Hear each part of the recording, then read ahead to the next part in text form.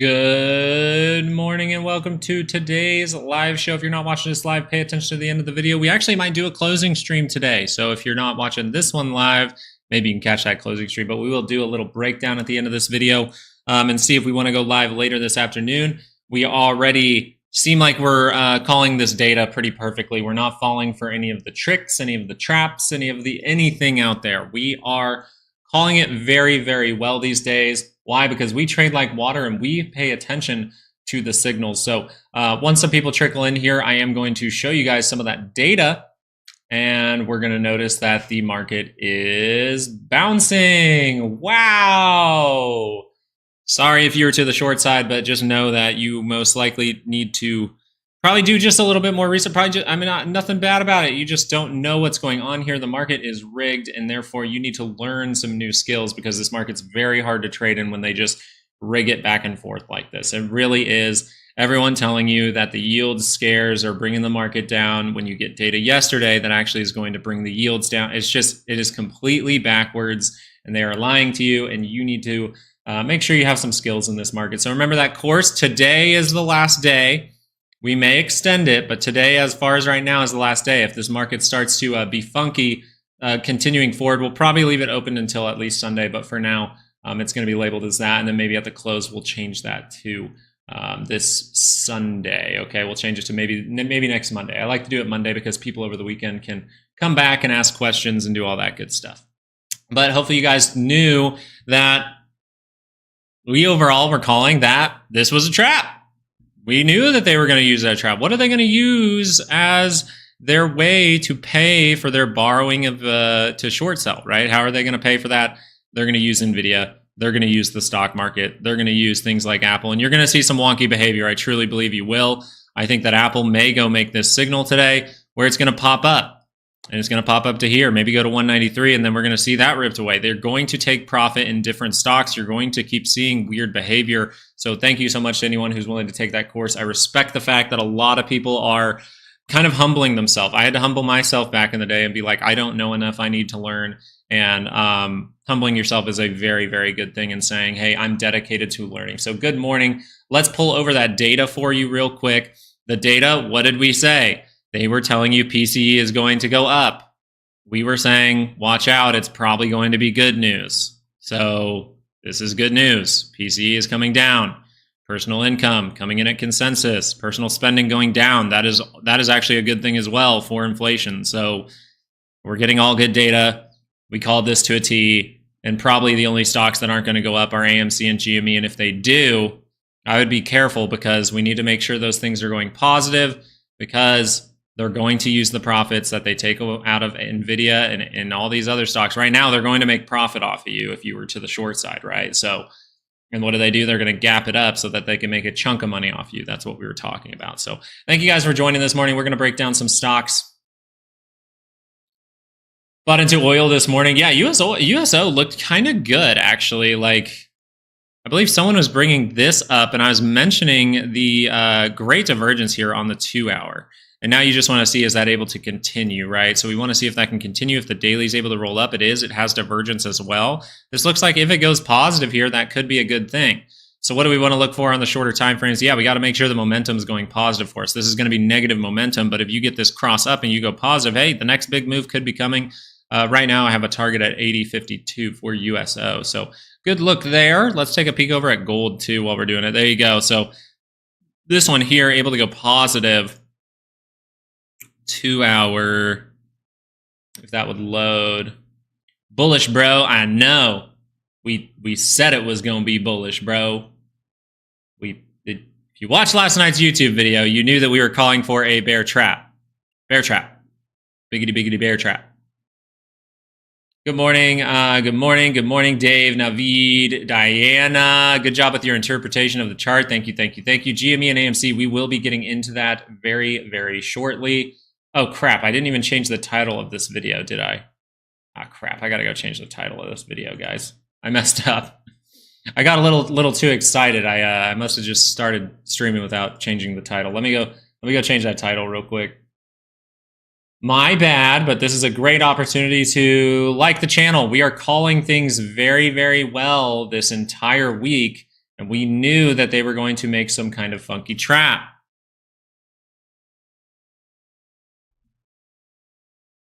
All right, stock market live. Now, we're not going to be right all the time, but when we are, it's a very good thing. It means that we're paying attention to the signals. And if we keep trading back and forth when we are wrong, we shouldn't be hurt too much by this market. Okay, we really shouldn't be hurt too much by this market. But we called out that there is manipulation in NVIDIA, and therefore they are going to continue to try to play funky things with it. They're going to mess with it as much as possible in order to get you to believe the stock is going down, and right when you believe it goes down, it's going to go up. And right when most people believe it's going to never come down, that is when it is going to tear down. But that they need you guys to switch to calls. They need retail to switch to calls. So I would highly encourage you to keep doing your research out there. Make sure that you are paying attention to the actual signals happening right now on multiple time frames, because if we just looked at the SPY, this was the most simple time frame, right? The most simple time frame, and it could have been wrong. But if this 2 hour crosses up, okay, that's going to be a bullish thing. And the 15-minute gave you this divergence down here on the MACD, on the RSI at the same time, and now it's completing. Now it's confirming. So now this is starting to confirm as a bear trap. And we do still have some lines in the sand. We still have a resistance at the weekly. We still have resistance at the daily. So we can't just say, oh, we were right, so they're not going to funk with the market too much, right? We could still do something like this. You have to keep these scenarios in your mind. Don't think because we're right in this moment, we can't be, they can't make it more complicated. Remember, it might not mean that we're wrong. It might just mean we're not right yet, because the market makers could manipulate this, do this, and then you're convinced you're wrong when really you were just the wrong timing. So we pay attention to those time frames. Now, what tipped us off about this? Who knows what tipped us off that this was a trap? Who knows what ticker told us that this was a trap? It also told us that this was going to be a pullback. Ooh, thank you, Gordon. Gordon got it. XLU. XLU, and we can continue to pay attention to XLU to know what the move is. XLU crossed up on the 2 hour. It's trying to go positive. This is just going to tell you right now, you're probably going to experience some kind of short squeeze. Good job, guys. A lot of people type in XLU right away. You guys are paying attention. You guys are learning. Like, that is so awesome to see. For me, as the person helping, trying to get people to learn, the best thing I can see is when I ask a question, I see a bunch of people typing the right response. That is awesome to see. If you don't know the right response, that's perfectly fine. Learn right now. XLU is a crash signal. It was crossing up and going up while the stock market was going down. The stock market follows XLU right now, follows utilities. And then the other hint we just needed from this was, okay, if we think maybe this is a dumb thing, maybe this isn't right, then we'd pay attention to the dollar. The dollar is dropping down significantly. Now we're hitting a key point, guys. We're hitting a key point for the dollar. We do have a 2 hour divergence. So if this starts to turn back up, what do we have to be? Well, we have to say this might be another trap. But the volatility here dropping off dramatically, I think this is going to be a prolonged squeeze. The dollar could die off, go back down into our zone. Or maybe we see the dollar going up while the market goes up over time here. And what would that mean? What would it mean if the dollar is going up while the SPY is going up at the same time? Come on, guys, you got this. What does it mean if the dollar is going up while the stock market is going up at the same time? Someone's got it. Someone's got it. Someone's got it. Manipulation, yes, but what form of manipulation? What are the insiders doing? Insiders are selling, yes. Diana, yes, you are correct. But the perfect answer is insiders will be selling. Just like right here, we talked about XLU making that bounce. We talked about the stock market going down while the dollar was going down. This is insiders buying. This was the stock market going up while the dollar was going up. This is insiders selling. And notice that the insiders are always magically right. Always magically right. So what's happening now? Yes, and while retailers are buying. Rachel, very good point. Very good point, Rachel Lee. Very good point. They want retail to buy the bags and then have you hold them. That's why you're seeing all over the media. Why are they talking about AMC and GME so much, saying do not buy these stocks, even though GME is underpriced just from a value standpoint? Now, let's talk about these from a momentum perspective. The 2 hour is negative. This is not good. It's not very bad. You're still close to the center line. This is not good for AMC. It means you're in a negative trend, which means most likely down for now until we see that turn back up. That's when we can switch back to bullish. That's not a good sign yet. But if this 30-minute can go positive right here, see how it's negative, so technically negative trend, slightly contrarian here, right? Some green bars, but if that crosses that center line, then it's back to bullish, and boom, we can start to see that positive trend, like way up here, like way over here, okay? That's all you have to know about this. And then the last thing is, everyone's telling you this stock is dead. It's not. It is up in positive territory. Yes, it has crossed over on the MACD. Yes, it has. Which means a pullback, a further pullback can come. This is not going to be easy. This could go all the way back down to 291 before it wants to turn right back up. But when this daily turns back up in positive territory, that daily momentum might just take over and you might see something crazy happen, okay? XLU, good job, Martin. Nice job. GME, the same thing. Working on it backwards here. The daily scale is in a pullback as of now in positive territory. The only time you know this is dead is if this is actually able to go negative. Then you would say, woo, that's going to be ugly. But even if that goes negative, if in the future at any time that starts to go back to positive, then that's the moment. That's how you know. This can take a lot of time to play out.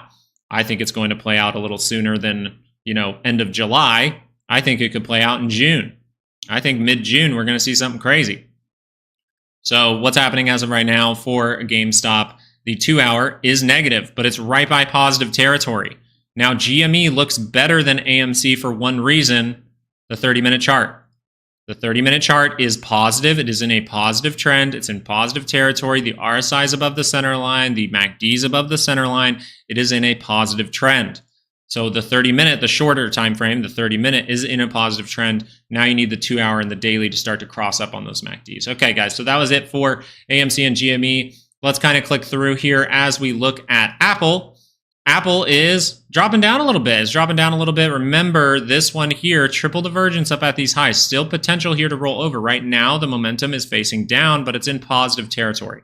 So this is a negative, this is a contrarian bearish signal. And then if that actually crosses the center line, that would be bearish. But just pay attention because they're really rigging these markets. So you have to know how to manage that trade. Remember, that course is in the description. It's $100 today only.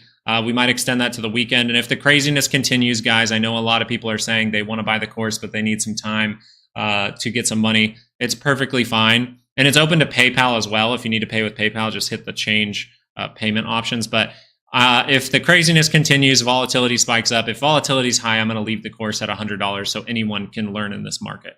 Okay, it's a great discount. It's a great price. I want you to be able to learn for a cheap price, and people in here have taken the course and they can attest to it. Now, what are we seeing from Apple? It's seeing some wonky behavior. It's down, then it's up, then it's down, and it's up. So if the 30-minute crosses back up, there's no reason for this stock to go down. Now, if that crosses right back down, then there's a reason to go down. But I think Apple is going to do this. I think that this 2 hour is still positive, in positive territory. We're going to see some kind of run up, and then that's going to be ripped away either over the weekend or maybe by the end of the day. They need to take profits to pay for the shenanigans going over on all the short selling shenanigans. Tesla, let's talk about that for a second. This one here crossed up on the 2 hour at the end of the day. So really the momentum is pointing up now. Now that could change very quickly. It could turn right back down. So you have to trade like water. We trade like water on this channel. The 30-minute is positive. If that curls down, there's no reason for the stock to go up. Because if a stock's going up, the MACD is green and going up like this in positive territory. If it's turning down, you do have potential for that to go very bad for you. And we'll use this Amazon play as an example. This was a great play. It pops up, and this is where you need to manage the trade. That's the video we have on the course. We added it over the weekend. It's very, very good. It's a little different than how we're going to talk about it right now, but this bar right here, look at this. It crossed over at the end of the day on Wednesday. This bar right here told you there is no reason for AMC to turn back up yet. Now, if that would have just done this, turned right back up, okay, you can be back in that play, but that's how you manage your risk. As of right now, Amazon's still selling off. I'm sure it has potential for a bounce at some time, but I think you really want to wait for some clarification on the 2 hour, which all the charts are loading, so it's going to be wonky for a second. Give it a sec.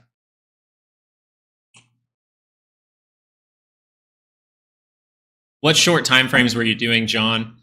And then Jonathan, and then at the same time, what are we noticing here on the 2 hour? You still have divergence, so you have to wait for this full bar to complete, but you're still pretty close to that center line on a 2 hour. This could bounce and see a good bounce going into next week. So we'll pay attention to this. But if we do have a 2 hour divergence, you know, because you took the course, exactly how to manage this trade.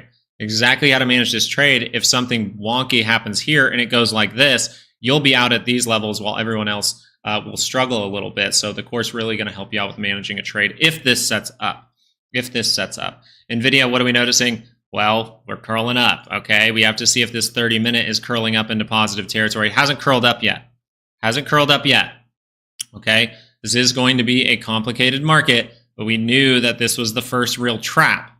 All right? Now we have to pay attention. You could get cup and handle here. So if this is just some kind of brief little bounce and then curls right back down, or that just turns and rejects and goes negative, then this might drop down and fill this gap, right? They might still be a prolonged trap. But if this curls up, where is it? Positive territory. Good shot that we test the high. Go make a new one. You're not very far away. Watch out for divergences up at these levels. Right when you're convinced that the stock can't go down is when puts are cheap. AMD actually falling down here. Very surprising to see that actually. In the post-market or the pre-market, it was up a little bit. But what can we notice here? It's not crossed over yet on the 30-minute. Now it's crossed over on the 15. But if this turns up, look where it is, right by that center line. See how we can just follow the signals on every single chart, make it simple.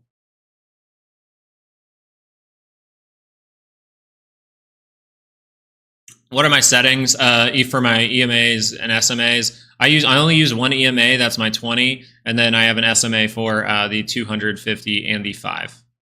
And then when volatility is above 20, I switch this to a 9, so I make sure those swings up and down are really confirming for me. Because if volatility is higher, it can really fluctuate price back and forth, so I make this a 9 when volatility is higher. But right now, it is a 5-day moving average, or a 5, in this one, 5 on the 15. So what do we want to pay attention to if AMD is able to roll up here? Okay, Meta, what are we noticing here? Well, we rejected this crossing right here. You do have divergence down here on the RSI. You have a double bottom divergence slightly on the RSI down here, but not on the MACD at the same time. What do we want to pay attention to for Meta? Well, the 30-minute crossing and actually going positive would be a good sign. So if this crosses over, contrarian bullish signal, and then if that's able to actually get across the center line, that is when you can start to say this is back to being bullish. I would just be very cautious with any type of trade, guys. You have to manage every single trade in an environment like this. You guys know I was managing my trade as well. So if this 2 hour curls up, what could we see? What if we see a slight divergence right here, giving you divergence here, divergence here, divergence here, and then that confirms, well, then that might be some kind of trap to the upside, some kind of bull trap, right? So we're paying attention to anything that can happen to us out here today. Hoping PCE is a pop and fade. PCE came in at 0.2, and personal spending came in lower as well. And personal spending came in lower. What was the other one? I can't remember the other one, but the other one, mainly you want to know personal spending came down, PCE was down. And yesterday I told you the media is they were just wrong. I was like, they were telling you that these yields, you should be scared they're going up, and that's why the market's selling off. That was not why the market was selling off. All the data we got yesterday, we told you how the data could push these down, and the data came out exactly how it would push them down, and the media was telling you right in here that these yields you should be scared they're going up, and I was like, no. And then we get a small bounce, we get good PCE and personal spending data, and that comes down. Now, this can change very quickly. They just blatantly were wrong here, to be honest. Now, the dollar is still coming down negative, but notice that it's bouncing. So we are seeing some kind of selling in the market, but we'll see what happens from here. They've already bought, so in the uptick, we could see some selling come in. Volatility starting to drop off, holding up at this important level. And we were talking about the 30-minute making some kind of little pop, just a little pop higher. Maybe even making a divergence, but it didn't. It hasn't beat this high. So the market went down lower and volatility wasn't able to go higher, which is a good signal. And now you're negative. So if this rolls over, if this just keeps going, I really think this will keep going. Maybe an hourly chart actually does look better for this. Everything's being slow. Let's see what I got up over here. Exit out of that. Okay, so if this hourly can roll negative, that would be a good sign, but your confirmation of this would be the 2-hour chart actually rolling over, and I believe it has. So this has a good shot to actually pull back further. And then if volatility is going to come back in, then it's going to do something like this. And that's perfectly fine.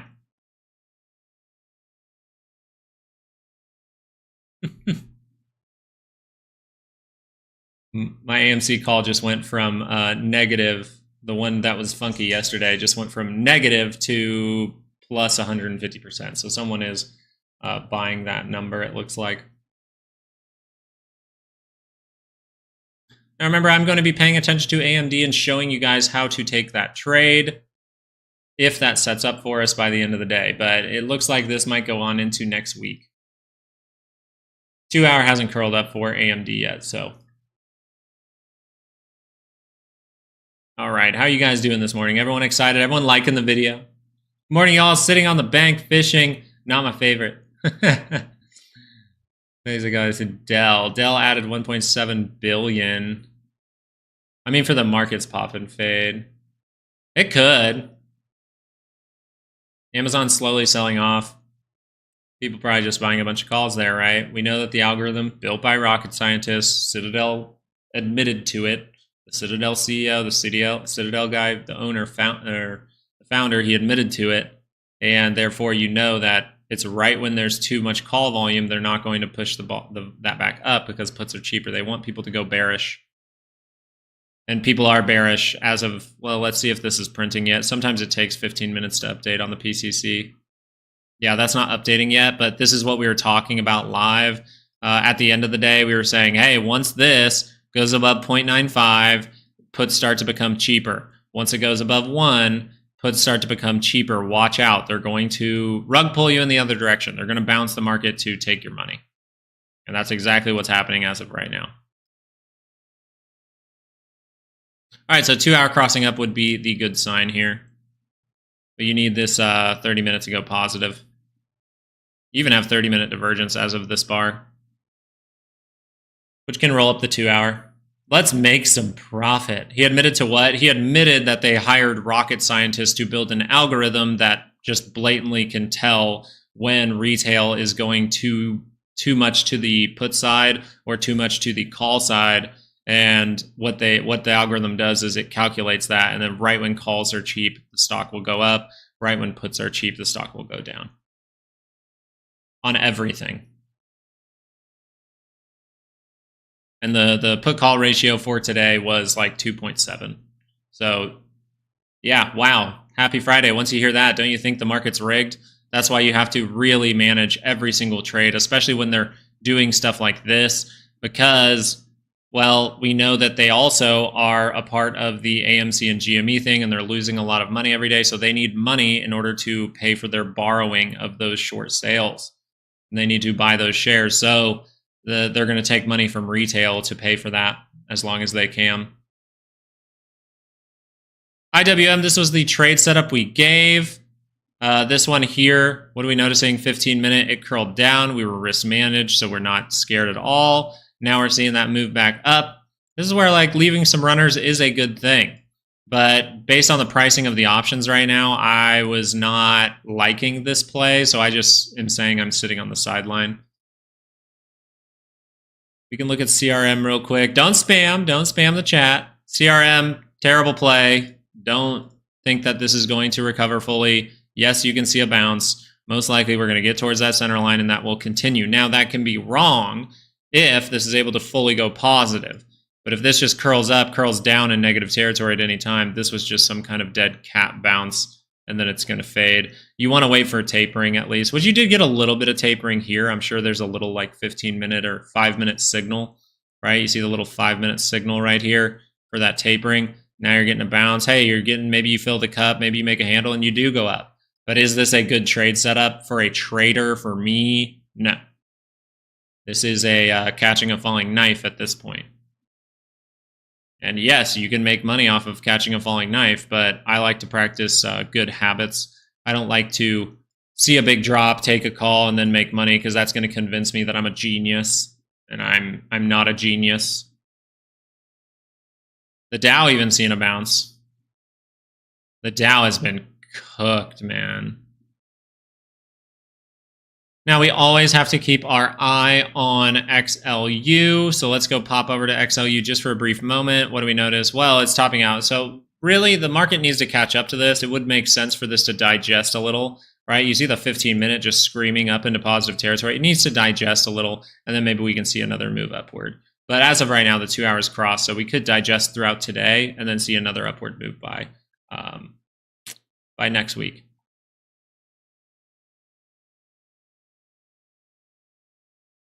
The put call ratio at the end of yesterday was 1.01.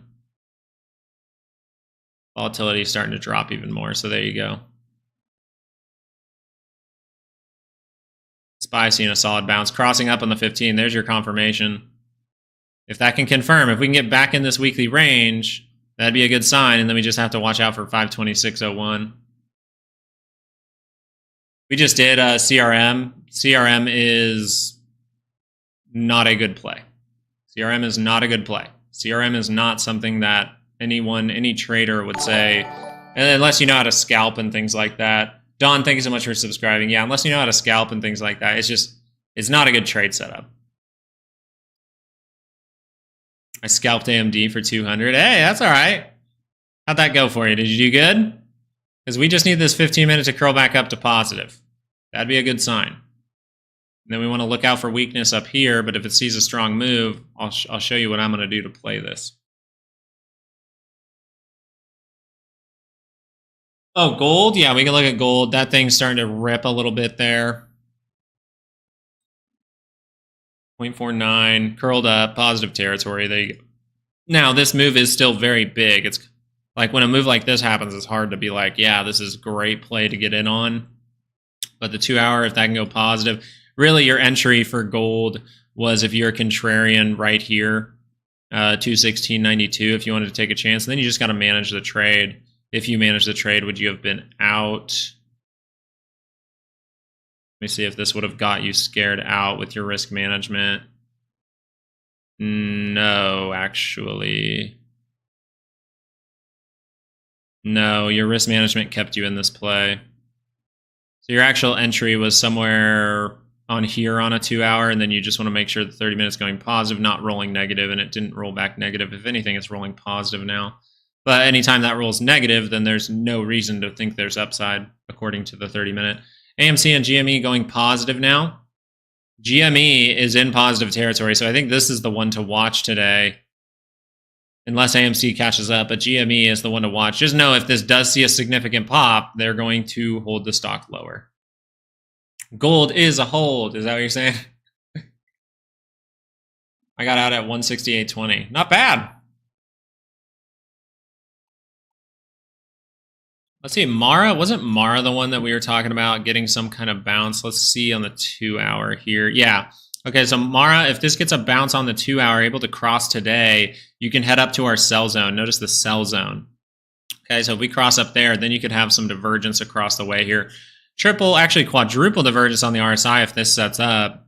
And you just have pretty much a triple across the way on the MACD. So good divergences up here. If Mara gets to this level, we'd expect some weakness in momentum. Let's look at Netflix as well. Remember, this is one that on the 30-minute I said I really feel like it's going to curl back up. Just because I feel like something's going to happen doesn't mean that I take a trade on it. Doesn't mean it has to. I still want to pay attention to the signals. And if the 30-minute curls up here, what can happen? Yes, Netflix can head higher. Yes, it can. It can go test this high. It can go make a new one. It can make a lower high. I just want to pay attention. If this pops, there's not a lot of reward here. The more reward would be if it sees a drop, because you could go all the way down. You can go all the way down to a bigger source of liquidity, down towards, let's just do the center of this real quick, which is 614. You're talking about, maybe $20 of upside versus $40 to $45 of downside. Pretty much, GME's in a good spot. GME's in a spot where they're hurting. It's AMC that needs to get back above 437. GME at 23, that's pretty good. That's going to cause some pain for the short sellers. But AMC needs to AMC would like to be above $5. You notice whenever it gets above $5, what happens? sell off, halts, sell off, sell off. So it needs to get back above $5. $5 is where they can experience more pain. What did Bitcoin do? Bitcoin was interesting as well on a 4 hour, I think. Yeah, Bitcoin was interesting. The 4 hour was able to cross up right here. All right. And then we flag. So now it's trying to go positive. So you would say on the 2 hour, you need this thing to roll back up. If this thing can just roll back up, where is it? Positive territory. So that could be a big moment for Bitcoin. Solid looks all around. Let's just put it on the SPY for a little bit. You mentioned a crash in, I think, the next 30 days. What were your reasons on that? Sell in May and go away. Didn't work out well this year. Well, you're still in May right now, and we just saw a sell-off. I said in the next 30 days. When did I say that? About a week ago. So we're only a week into the next 30 days. Now, at the beginning of May, I said, well, hey, we might be approaching a top in May. A major top in May is what all the signals are pointing towards. What is the reasoning for that? That's XLU. What's the reason that I said there was going to be a bounce today and this was a trap? XLU. We follow XLU. Now, the actual crash signal needs to form, meaning we need some kind of daily divergence, and then also the stock market, the SPY, makes this at the same time. We've been notifying this a ton on YouTube. We've said this every live stream. We've said this every night on YouTube. We mention XLU, how it's bouncing, why this is a trap. We are one of the only people who are confident to call it a trap 2 days in advance and said a trap is forming. And this right here is going up. This is your signal right here. It crossed down while the market was up here. Okay, when we mentioned this, the market was like this all the way up here. And then what happened by the end of the day? It caught up. It caught up. Okay, so now it's going to, most likely the SPY is going to catch up as long as this keeps going. Right? We got to still pay attention to the signals. But the actual crash signal is some kind of divergence, which I said would most likely take at least 30 days to play out. I hope that's helpful. Sell in May didn't work out very well. I'll tell you this as well. Sell in May. All right. Let's look at a monthly chart real quick and do sell in May. So you have some very bearish signals forming, not confirmed. But if you would say sell in May and go away, let's say you sold at the low and you're pissed because you're looking at charts at every second of every day, and you sold at 501.56.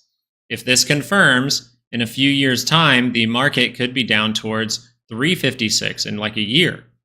So sell in May will still work out, and the insiders are selling in May. So it's not necessarily, you know, from a bigger perspective, it's still not a bad play, most likely. But because we trade things and people trade things all the time and people don't just do a monthly chart, they're going to say, oh, we went up. Yeah, we went up 4% in 1 month. The last month we went down 4%. The month before that we went up 3%. So you're seeing sideways behavior on a monthly scale. And if this just crosses over, then we have a high likelihood in the next like year or 1 to 2 years, maybe probably by next year, to get down to something like these lows, 358.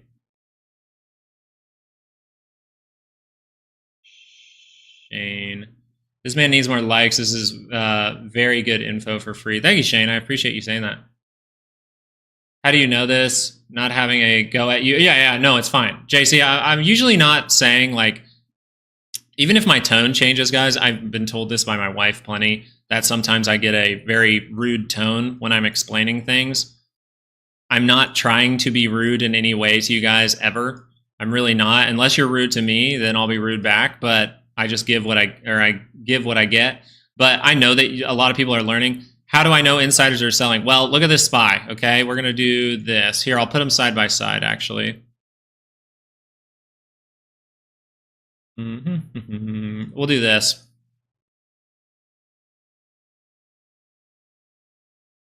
I knew that insiders were selling, and then, of course, an article about moves up, and the dollar moves up at the same time. It's not a good thing, okay?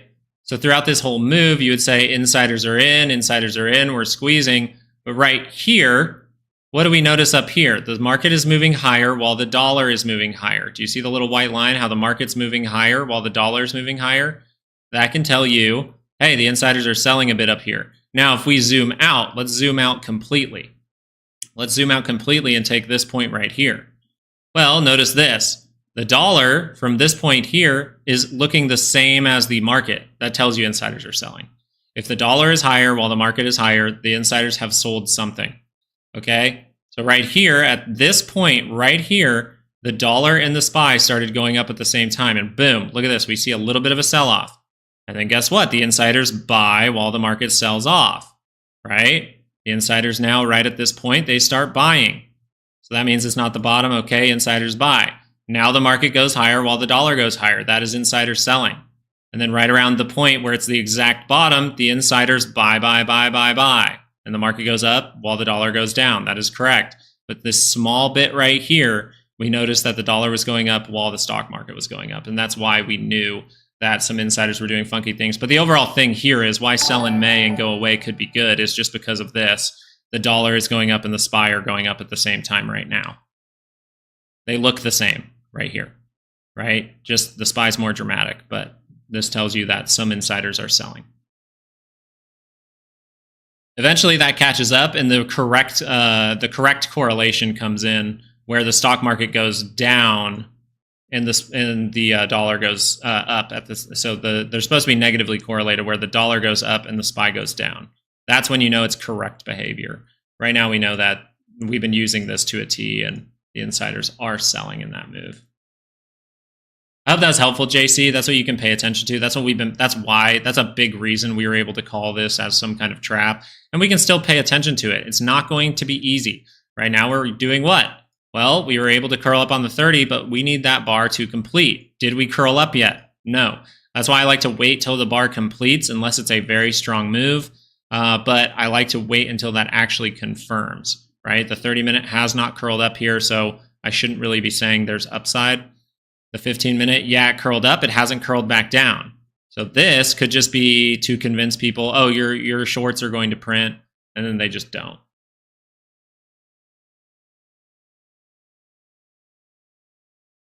Did Siri get some news I'm missing? Scott's like, buy AMC. I'm not telling you to buy anything. I'll tell you if the momentum looks good, but right now the momentum's still down for AMC. Still down. 15-minute looks like it could curl over. It's not going to be easy, guys. But you're getting tapering. If this tapers even more, that would be a good sign. You get a little divergence here. You already have one, but it's not on the R side at the same time. So if you go make one right now at the same time, over the weekend, we could see some craziness going on into next week. NVIDIA, is that thing selling off? Did a bunch of people flip to the call side? There you go. It's selling off. So this could just mean, hey, there's not enough puts in it. And it also could be maybe they rotate out of NVIDIA and rotate into something else, something a little cheaper. I don't know. Apple's still looking okay. Tesla's still looking okay. Amazon looking horrible now. Ooh, PCC. PCC is still at 0.95. But just know this is retail hour as well. You know, by end of day is more when you'll see some rigged behavior, right? It kind of is like retail hour in the first hour, then we see some trades that the big guys might do. Then lunch happens, so it kind of dies out a little bit, and then people try to guess what happens before the hour, and then 33% of trading happens in the last hour of the day.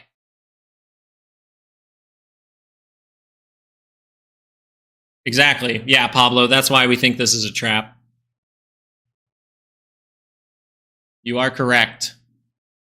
XLU makes the move first, and it could get a pullback here.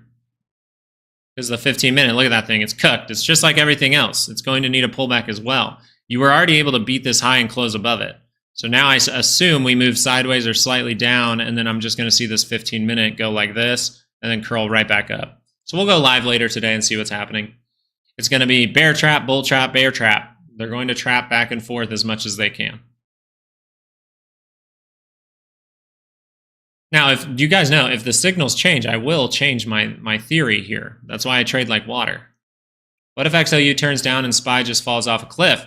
Well, then we know that that's an actual crash.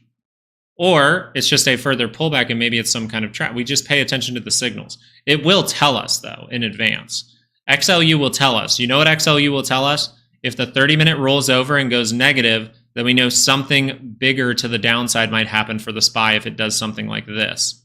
right? Something bigger might happen down for the XLU if the 30-minute is able to cross over and go negative.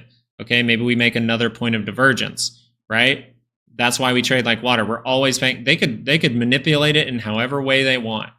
But if I'm paying attention to the signals, I'm good. I think you might see the bull trap in the morning, but I think by end of day, we end up going up.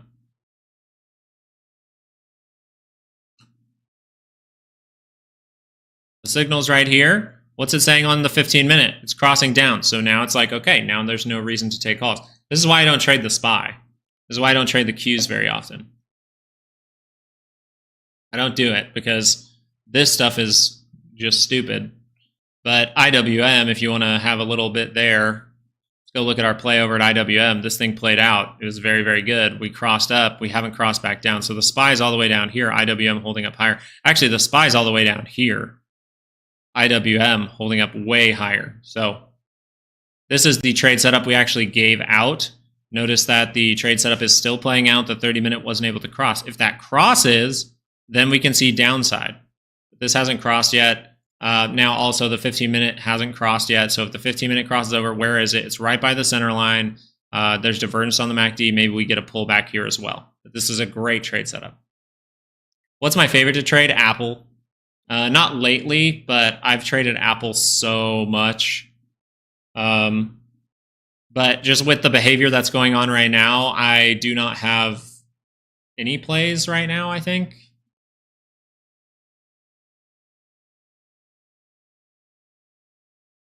I'm thinking about shorting the VIX. These are some good signals. Everything's taking forever to load. It's pissing me off.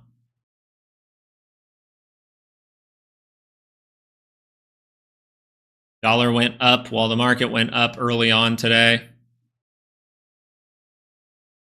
So some insider maybe sold, maybe not too many of them, but some insider might have sold this move to make a little bit of money this morning. 15-minute. Trying to cross up, but hasn't crossed. It looks like it's crossing back down. So that would tell you not the moment. That crosses back up. That's the moment. We just got to keep playing it back and forth. Do what you want. Yeah.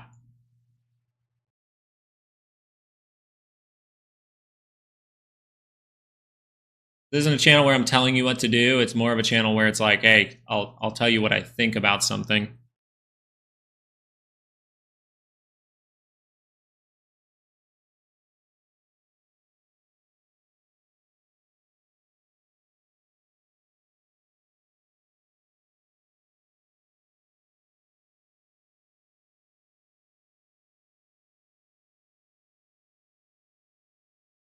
Yeah, I don't.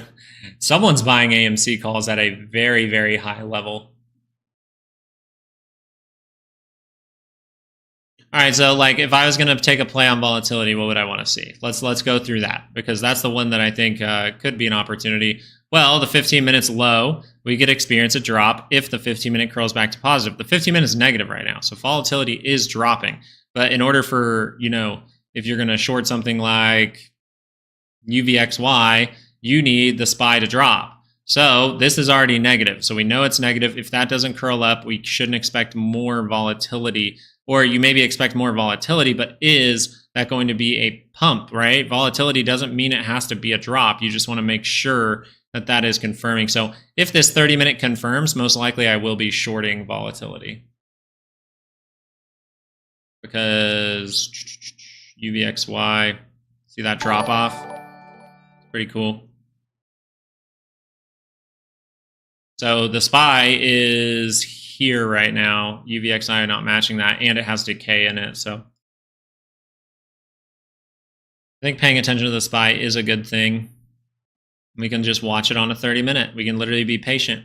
Literally, you can just sit here. You don't even have to click around. You can just sit here, wait for that 30-minute to cross up, take a chance on it, and then be like, that's what I would do. I mean, that's what I do a lot of the time. A lot of the time, if I'm really focusing up in a time that's difficult, I'm looking at one thing, and then I look at it. If that is starting to confirm, I'll go look around a little bit, see what other things are happening with the dollar. I'll see what's happening with volatility. I'll see what's happening with maybe yields or something like that. And then I'll formulate my 3 to 5 reasons to take a trade. I don't have 3 to 5 reasons yet to take a trade.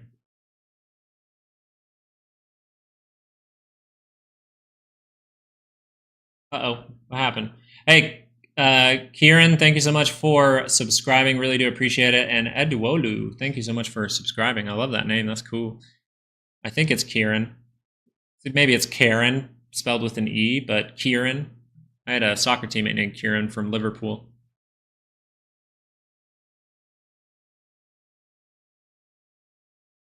Nope, there was almost no fundamentals. Now, IWM was slightly based on fundamentals, actually. That's why it was a good play.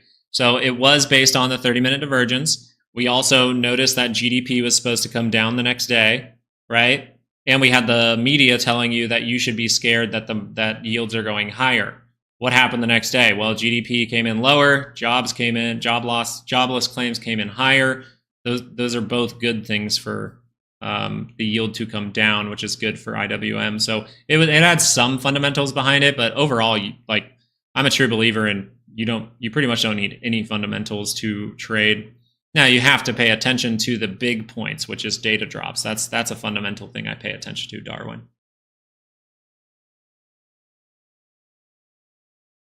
Small caps should go down, although money does seem to be going into them now. The yield dropped off, and the data the next day was saying that the yields were going to drop off. Now, the media was telling you that they were going to go higher. They already went higher, and a lower GDP will bring them down.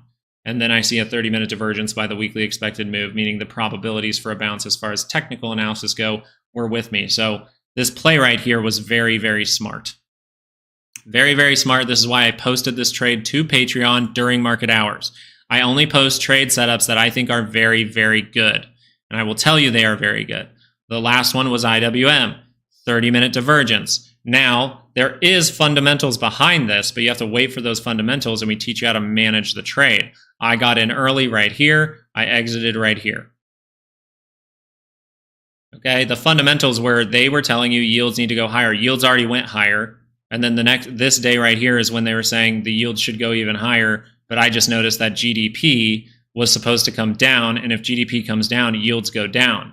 And then the next day they tell you that you should be scared about yields. And then I just go look at yields. And while IWM's making that upward move, yields were dropping down with that data.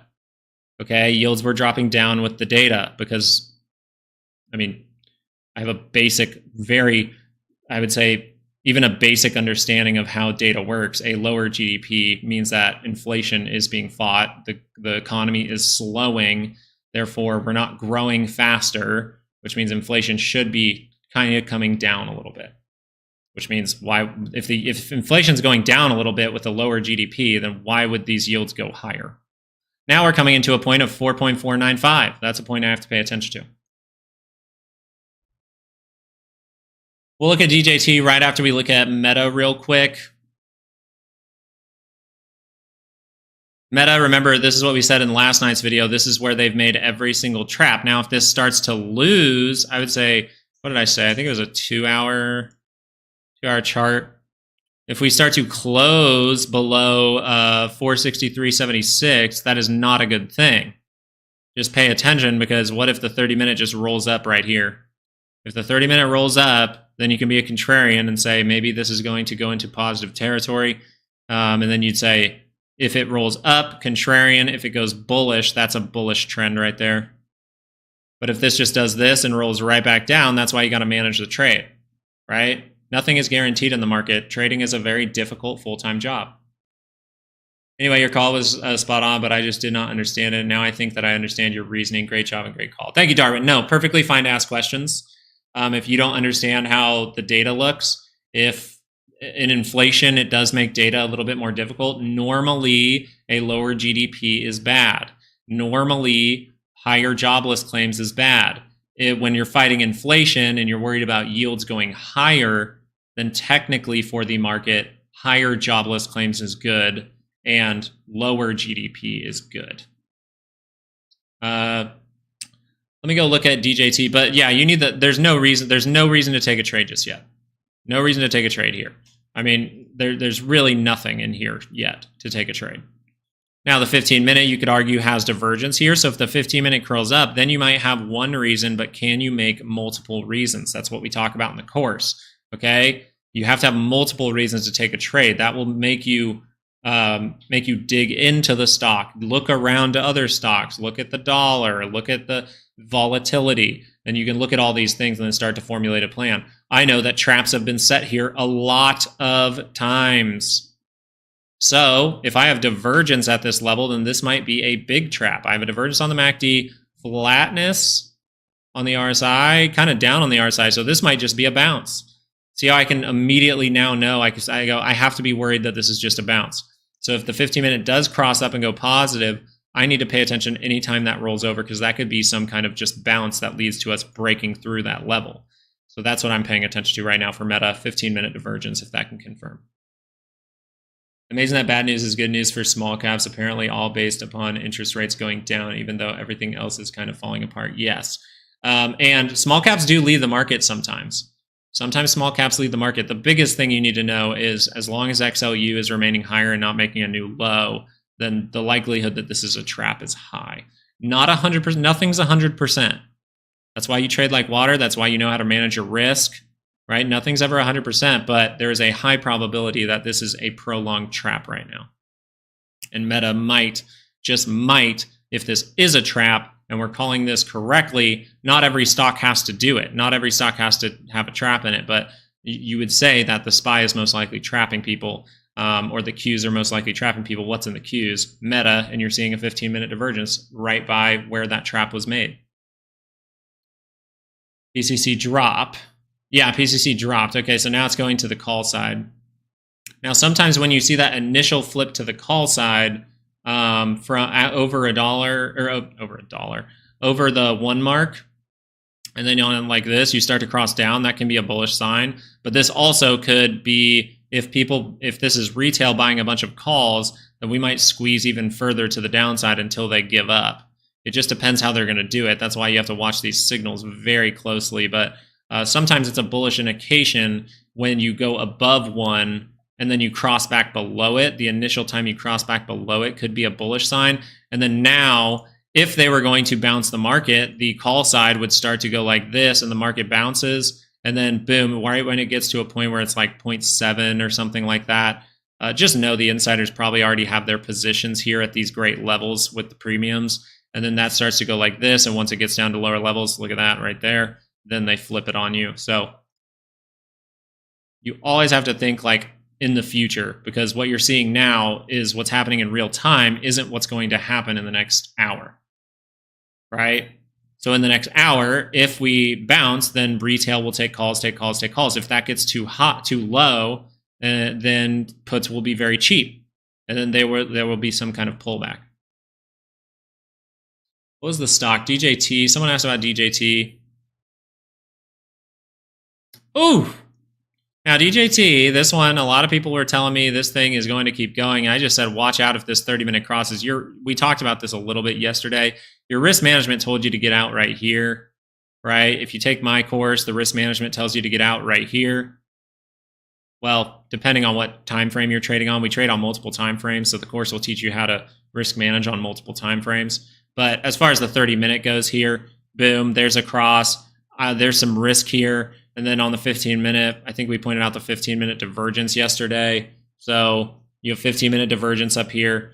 This is not a good sign. And then when you went to make that move higher, you made a triple divergence right there. So this bar right here was saying there's major weakness here. Now you see that pop up. But did that ever cross? No, it didn't. It never confirmed the upward move. You're already at high levels. You have a triple divergence up here. Now we're dropping down. Now you're by the center line. If that crosses right back up, you could see this funkiness continue. We're having a market that is just ripping people around. What if we're in a stagflation environment? I think we're in stagflation environment for sure. But stagflation, like sticky inflation, not necessarily like hyperinflation, but sticky inflation. Just know that that is still inflation. It's just things might go sideways, but end up going up over time. As long as inflation is above 2, you could say stocks will continue to go up. And actually, Even at 2, that's why stocks could go up. You got to think assets inflate in inflation. So technically, if we have 2% inflation, then all assets should inflate by a basis of at least 2% per year. I feel you, M7. I feel you. Lots of up and down. It's a rip around kind of market. It's a trappy market. Stagflation makes sense. Stagflation does make sense here.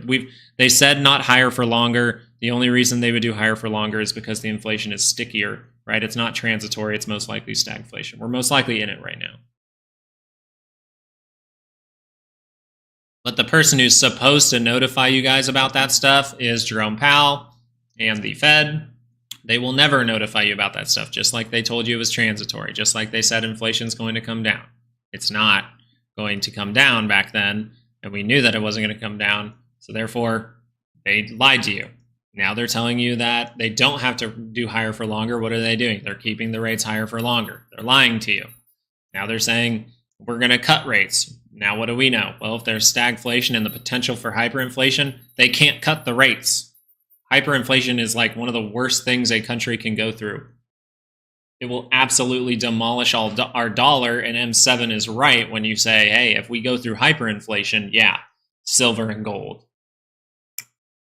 Yeah, let's look over at AMD. Someone was mentioning that. Look at that breaking through, able to cross on the 15-minute. You want to watch out for weakness, but notice that the 30-minute never crossed over here. So I'm still looking for this signal to set up. This is the trade that I'm going to take live with you guys. Let's see if this can set up. This may have a prolonged bounce in it. How far down is the 2 hour? It's decently far down. So I think this 2 hour could curl up all the way up to these levels. Maybe even retest this 174.50 level. But nothing's confirming that just yet. Right? Positive trend. Where's the entry? Well, a little bit contrarian here. Now it's positive. You feel good about it, but you got to manage your risk. So as long as this 15-minute remains curled up, yeah, you can keep going. But anytime that curls back down, you're very close to the center line. Very close to the center line there.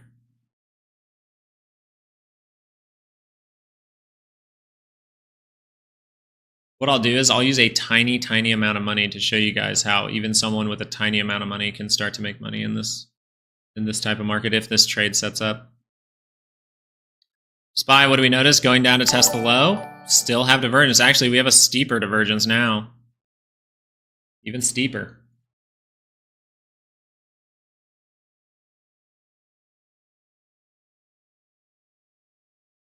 SMCI, I can't remember the ticker. SMCI? Yeah, you're right. SMCI.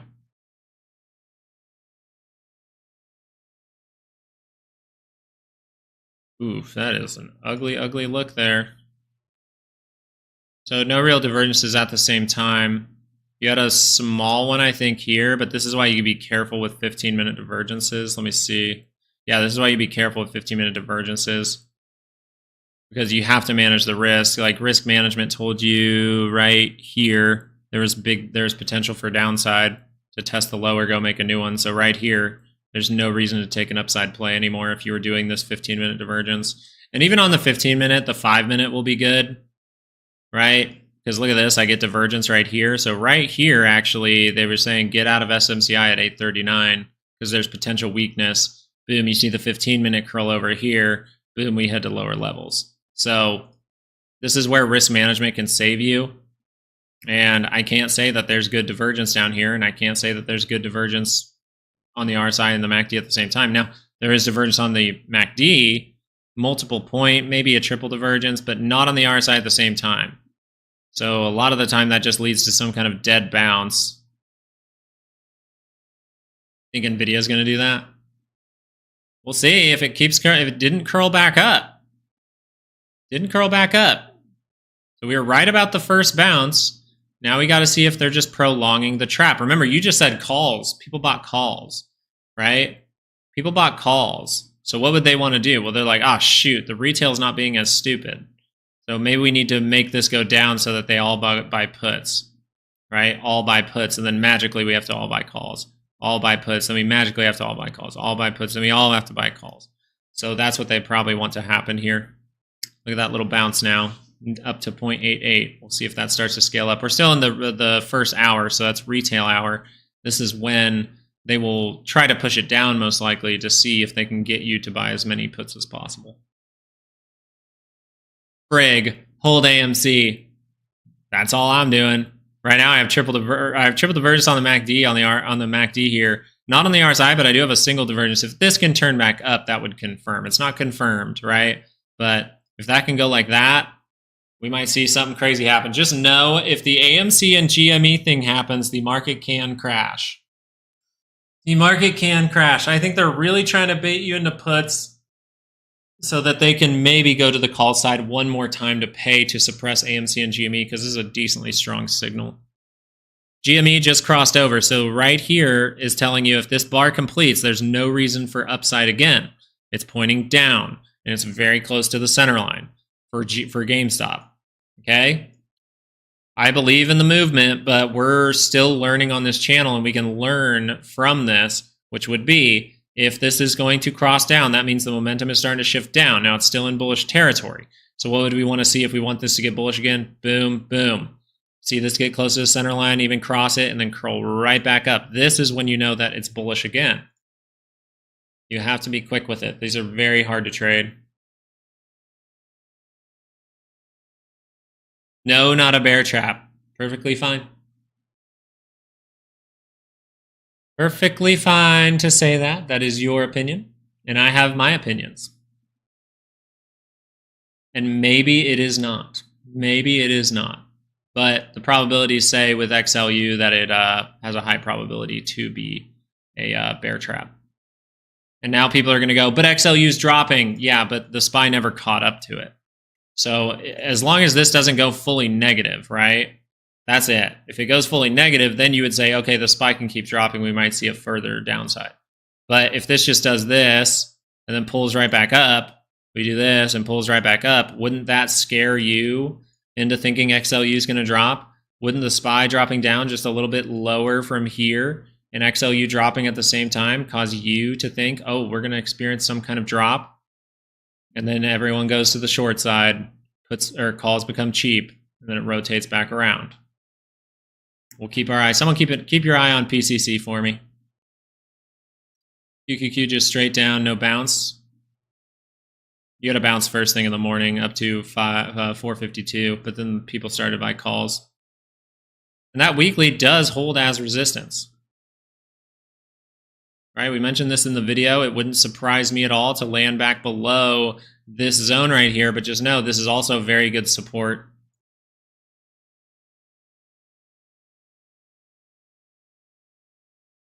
Oh. Just know that also, like, what's the story here? What's the story here? Inflation scares. Equities futures higher pre-bell Friday after April personal income. Let me go look on Yahoo Finance. I just want to see what the media is saying about this, because the data we got today was good from the PCE. Let's see, PCE, you would if inflation's going up and the yields have to go higher, like they're saying, then PCE should be higher than what we think it will be and higher than the previous. Is 0.2 higher than 0.3? Is 0.2 higher than 0.3? Now, we did come in at forecast. Okay, cool. Personal income, 0.3. So that came down. That's not a good sign. That's not a good sign, right? But it's not necessarily something that really would affect inflation itself, in my opinion. The personal spending is more important. Previously, it was 0.7. It got revised. Maybe that's why things are happening. But 0.2, personal spending going down means less spending in the market, which means less spending in the economy, which means lower GDP, which means less inflation. 0.2, 0.3, 0.4. These are all decent numbers. That's most likely why you're seeing TLT rip. This is the smart money. TLT is ripping. HYG, you want to go to the really smart money. HYG is ripping because it's following the data correctly. The SPY is not. This is still very likely to be a bear trap, and I'll tell you when that changes.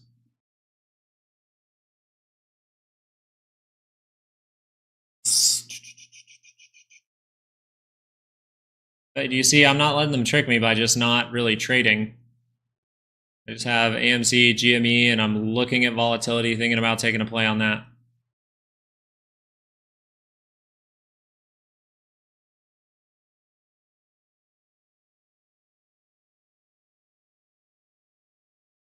All right, I'll keep XLU up on my other screen.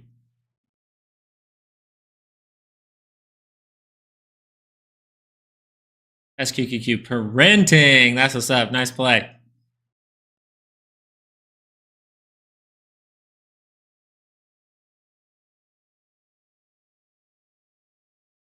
Meta, Sean's like, Meta, just one more time, please. Just one more time for Meta. Yeah, so that's breaking through the level. Okay. Okay, so if you look at the daily scale, if this closes the end of the day below that level, that's bad because what are you going to do? You might cross over the daily on into negative territory. We've mentioned the daily multiple times here. And we said 453.08 is kind of your line in the sand there. So it's not a good look.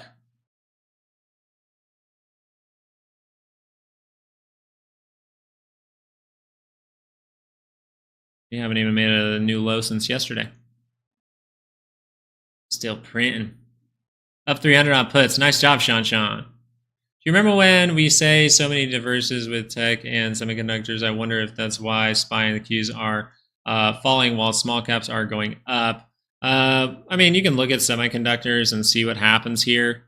You can see it's holding at higher levels. The daily hasn't really crossed yet, but we don't want to get overly bullish, overly bearish. We got to pay attention to what's happening right now. The 15 minutes curling over. This is a bad thing. When did it tell you that a bad thing was happening for SMH? Right here. Bad things can happen. Bad things happening. It's not surprising in any way. 30-minute. Crossed over way up here. Hasn't turned back around since, so there's been no reason to take a trade for upside on the 30 minutes since this bar right here, 248. Now we're down to these levels. Let's go look at NVIDIA. Ooh, NVIDIA looks awful. Crazy how everyone was saying buy this a couple days ago. Very hard to short, though. Just seeing if we can make some kind of double bottom. Now, this could be all the handle we get, right? Like I said, if the GME and AMC thing starts to happen, this might just be some kind of crash. So I wasn't taking any calls. But right now, it still looks like a trap according to XLU.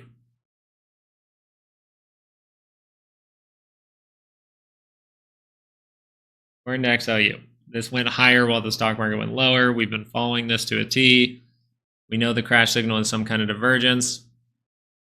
There you go. And we're just calm. We're chilling.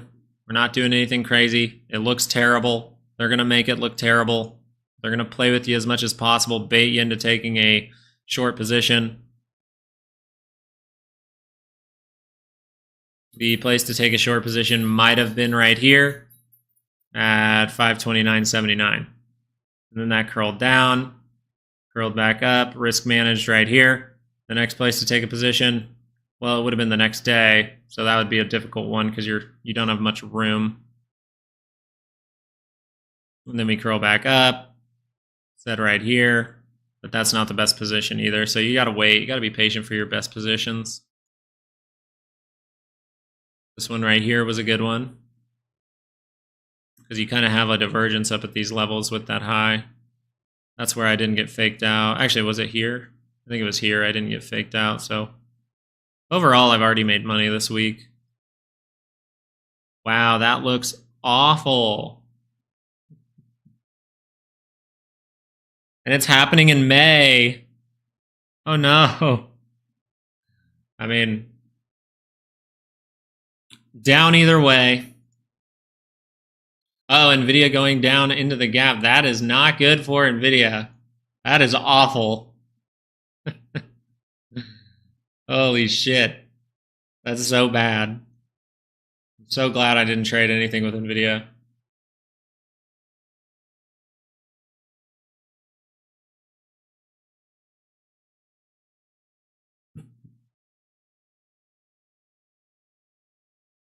Man, you would really expect we're We're hitting these low levels for the dollar to be going up dramatically. Dude, everything's loading so slow.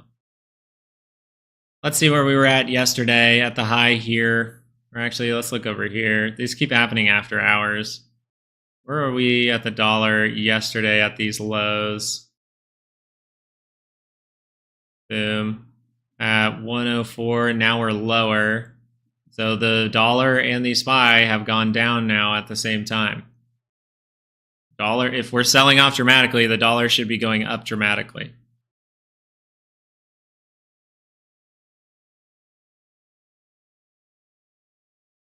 Yeah, I like weekly divergence. You see less crazy stuff. You get bigger pullbacks. One of them that we mentioned was Apple back in the day, showing how there was going to be weakness there.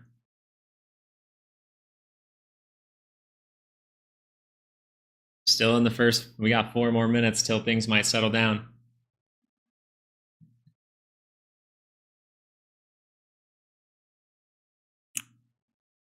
Like I said, I'm saying bear trap still. Where are the Qs? Daily expected move, maybe? I haven't looked at that in a second. Daily expected move, maybe? Ooh, daily expected move. So, what have we done so far today? That is a dramatic sell down. So, this right here says at this moment, now just note that we are at the monthly. We have a 68% chance to land down here because what are we at? We're on the last day of the month. Okay, so you have that 68% chance. We said that on the YouTube video.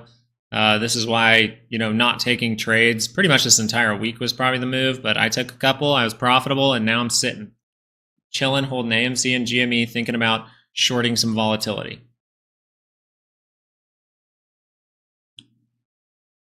But this would also say, since my daily expected move is here, so for the entire day, since this is happening very early on in the day, I have a lot of time left. And I could just do this by the end of the day. I could do this by the end of the day. I could do this by the end of the day. We're doing it very early in the first hour of trading.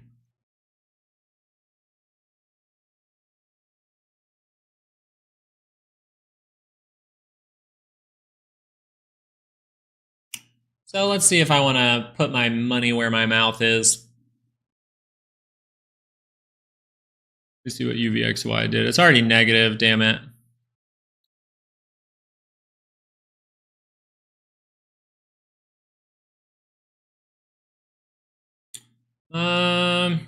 Might do it pretty short here. Let's see.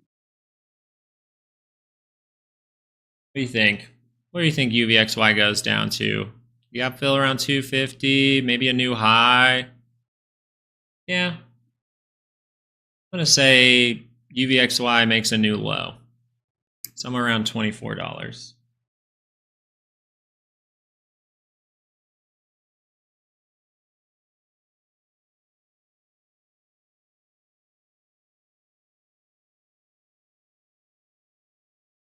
Cool.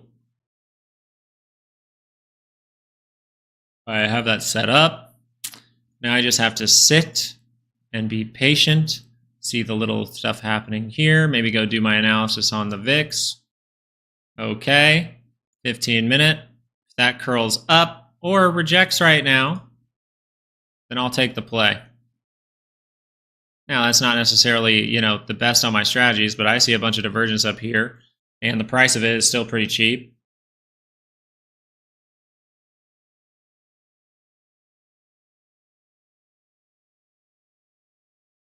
Cool. XLU starting to bounce back up. What's the market doing, guys? Have those puts started to come in? They're coming in. Let's see what happens. Qs. Let's see if you're going to bounce from these levels. This is as far down as the options market expected to go for the entire day. Something crazy can happen outside of these. Not surprised. That's why I'm being patient. Now, what's happening? What's the lowest amount someone needs to trade with? Well, first of all, probably when people ask that question, I like to also would say, oh, and Asaf, thank you so much for Subscribing, David, thank you for subscribing. Yeah, if you're asking that question, then I would say just if you don't know a lot about trading and you want to get started, use an amount you're willing to lose 100% of, because there will be a learning period. You do have to go through the emotional side. You're seeing the emotional side right here come out, and a lot of people saying, oh, this can't be a trap, this can't be a trap. It still can be a trap. Now, this is dropping down dramatically. XLU dropped down a little bit more dramatically. It dropped down for a few days. But XLU is bouncing right now. This is starting to come up. We have the GME and AMC problem going on. There could be reasons to crash, but that would be a totally different reason than why we've crashed before. And I like to say if you can save up to 10K and then start out by just using $1,000, and then you're only buying like one contract for say $100 on your first few plays, that would be good. Miles is pretty right too. A lot of the time playing one or two plays a week is all you really need to do. 10K is a great number to have. And I know that's hard, but I know it's hard because it was hard for me when I first started out years ago. It was hard for me. But if you have 10K, then you have a lot of money to make money after you go through that learning period. Ew, they're banning AI. That's probably a good thing for humanity. What'd you say about QQQ? Well, down in these areas, you do have a 68% chance for a bounce, but you have to take it with a grain of salt because you're on the last day of the month and you have a 68% chance to land down in this area. This is still the retail hour, so I think something funky is going on here because if this was really bad, IWM most likely would be looking not like this. Most likely it wouldn't be looking as good. Dow Jones is still green. Right now, this was red a lot. This already did the work, but now it's reversing back up. So SPY might need to catch up to that. Qs might need to catch up to that. A lot of things rolling over. A lot. Ooh, wow. We're going to go all the way down to 453.08. That's crazy. I might have to buy some stuff here. If I see reversals, I might buy some stuff. SPY not at its weekly or daily expected move just yet. And look at this. Smart money's in. Smart money is going up. Dumb money is going down. Smart money is going up. Dumb money is going down. Smart money is going up. Dumb money is going down. It's all NVIDIA. Yeah, so NVIDIA is not going to like that news, but I just be patient on this.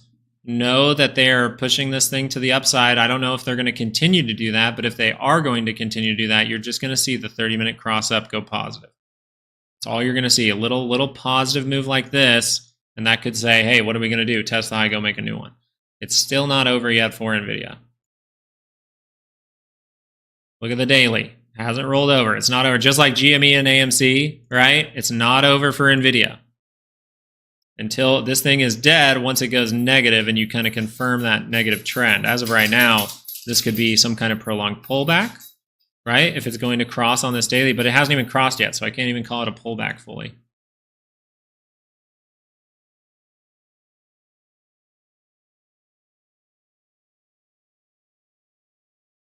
Miles just waiting for them to say like sell the stock, and that's when he buys it on his little feed. That's funny. AMD, what's going on with this? This is hitting lower levels. Now you have a 15-minute going negative. So the 30-minute was able to cross here. No reason for upside. No reason for upside for AMD. Now, if this turns back around, we'll see. A very bearish environment, and what do we notice? Well, they noticed that people tried to take calls. So then the market goes down. Now the puts go up. If the puts can go extremely higher, we might have a big trap on our hands. But we just still have to pay attention to our crash signal. If if this is unless this is just wrong, but in history this has been perfect. So if XLU is the crash signal, then why is our crash signal not crashing? All right, let's see what the dollar's doing. Let's see at these lower levels. The dollar's still at lower levels. Now it's starting to scale up. We'll see what happens with that. This is a little bit harder read today, but you could say the dollar dropped down and the market has dropped down. So maybe this is insider buying. That's what you would say. Volatility, able to cross up right now. It can get worse. We trade like water for a reason, just in case things like these happen. That's why risk management is so important. So you come in and I make a call, right? I say, this is what the stock looks like. It looks like we're going to cross up. We did. But then on the next bar, you have to be risk managed. And that's why the course is so important. It's you got to be risk managed. This bar right here told you there's no reason for upside. Now there is still no reason for upside. But magically, we might get some news that pushes the stocks higher or over the weekend.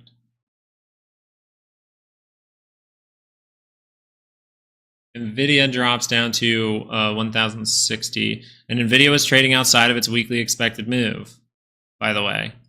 Like if you're part of the Patreon, you knew that this level right here was the weekly expected move. And now it makes the most sense. We're on Friday. We were above it. 68% chance that something like this happens.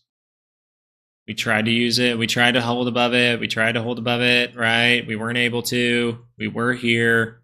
We bursted through it. Now we're ending below it. So if volatility remains higher, we're going to keep it at $100. Josh, I can't tell you what to do. I can't tell you what to do, but I can tell you this. The 15-minute is getting pretty oversold here. 30-minute. Things are reaching down and going negative, but they're starting to get oversold. This is kind of when you start to take your foot off the gas to the downside. Like Amazon, like why would you, like this isn't the position you go short in, right? If you're learning from this bar right here is where you would take the position down, right? And you would get out of long positions here as well. And then you could see something crazy happen. That's why you get out of it. This could have easily turned right back up and you could be right back in the move, but something crazy is happening. Boom, we head down. Let me go click around on my other screen here while we watch Amazon. I'll look for any weekly expected moves getting touched. Notice Apple is not crashing. Bad AI news. Apple doesn't crash. Isn't Apple working on AI? That's weird. Tesla is pulling down, crossed down on a 15-minute. I'm going to switch these to 30-minute charts. Crossed on a 30-minute, so no reason for upside on Tesla yet. Amazon is outside of its weekly expected move to the downside right now. NVIDIA just crossed back below it. It's in the middle of its range. And the 30-minute is very close to the center line. AMD in the middle of its range, very close to the center line. Meta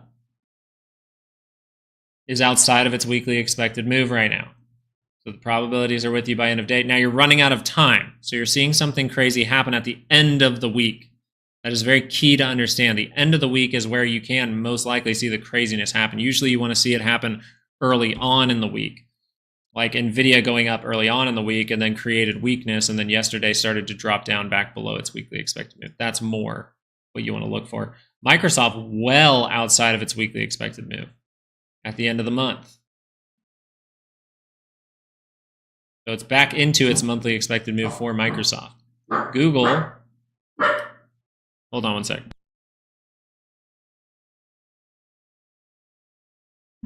All right, Google is just outside of its weekly expected move. Very oversold on a 30-minute. It can continue. AMC holding up a little bit better than a lot of stocks, actually, only down 1.89. Trying to create some kind of what it looks like is trying to just get that 30 minutes across. It's looking a little bit bearish still. Once it switched to bullish, we'll mention it.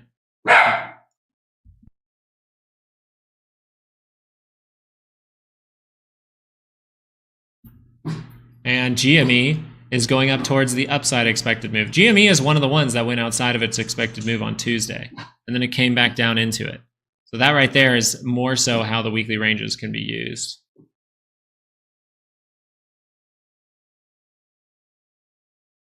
Out of puts made 1,500. Nice play. Good job. How far do I think Meta will drop? I like my 453.08 level. I like that 453.08 level. I told you guys, I said, immediately, we've said this for a long time about Meta, that if we cross over on a 2-hour, we can go test something around 453.08. We cross down. There's divergence here, bigger pullback. Now we have to see what happens. Now that the first hour of the day is over, retail is all scared. We'll see what happens with the rest of the day. There's a lot of day left.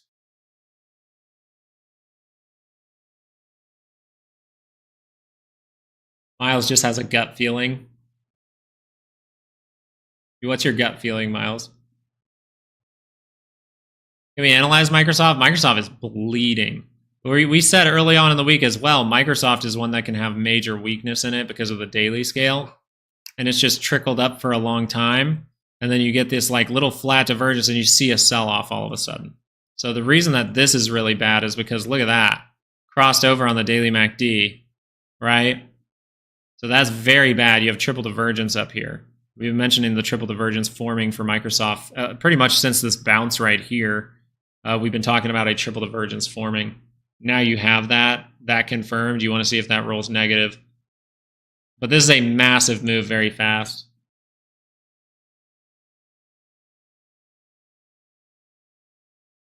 But just know, NVIDIA is the one that has to crash by 10% really fast or 5% really fast for the market to crash. They still want to manipulate this thing, right? Why is it not crashing? But Microsoft is going insanely lower off of AI news. What's the AI news?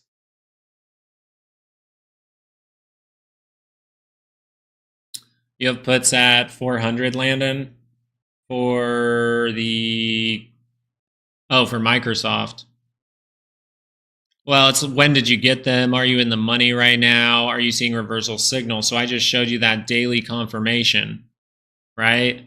Now, did we have 2-hour divergence in this?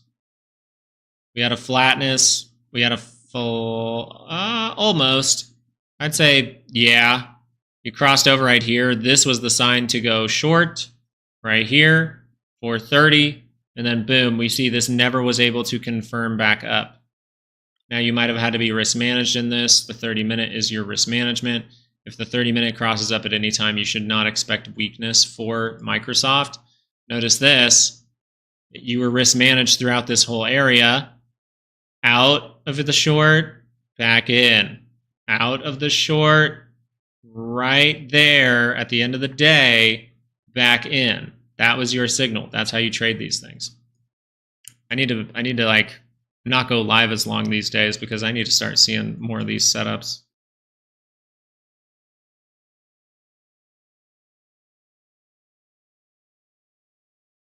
Because yesterday I bought it at 930 and sold for about $1,000 profit and then got back in at 912 for next week.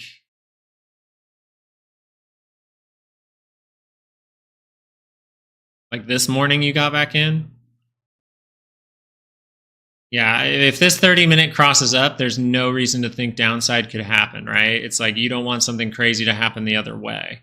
So if this is going to curl up on a 30-minute, then that means, hey, yeah, it's still down here, but be risk managed. And if that curls down again, you might see something like this and catch another position. That's how I would look at it. Just manage your risk here. That's a solid move. A solid move like that. Just what Lucas likes to do. I like to take profit on a lot of things, especially if I see a move like that and I was in it. Oh my goodness. That is a good move. But I'd really expect AMD and NVIDIA to be selling off harder than this. Go look at XLU again. Wow, still positive. Interesting. Interesting. Let me see if that volatility play is going to set up. About to cross up on a 30-minute. Maybe we go up towards resistance.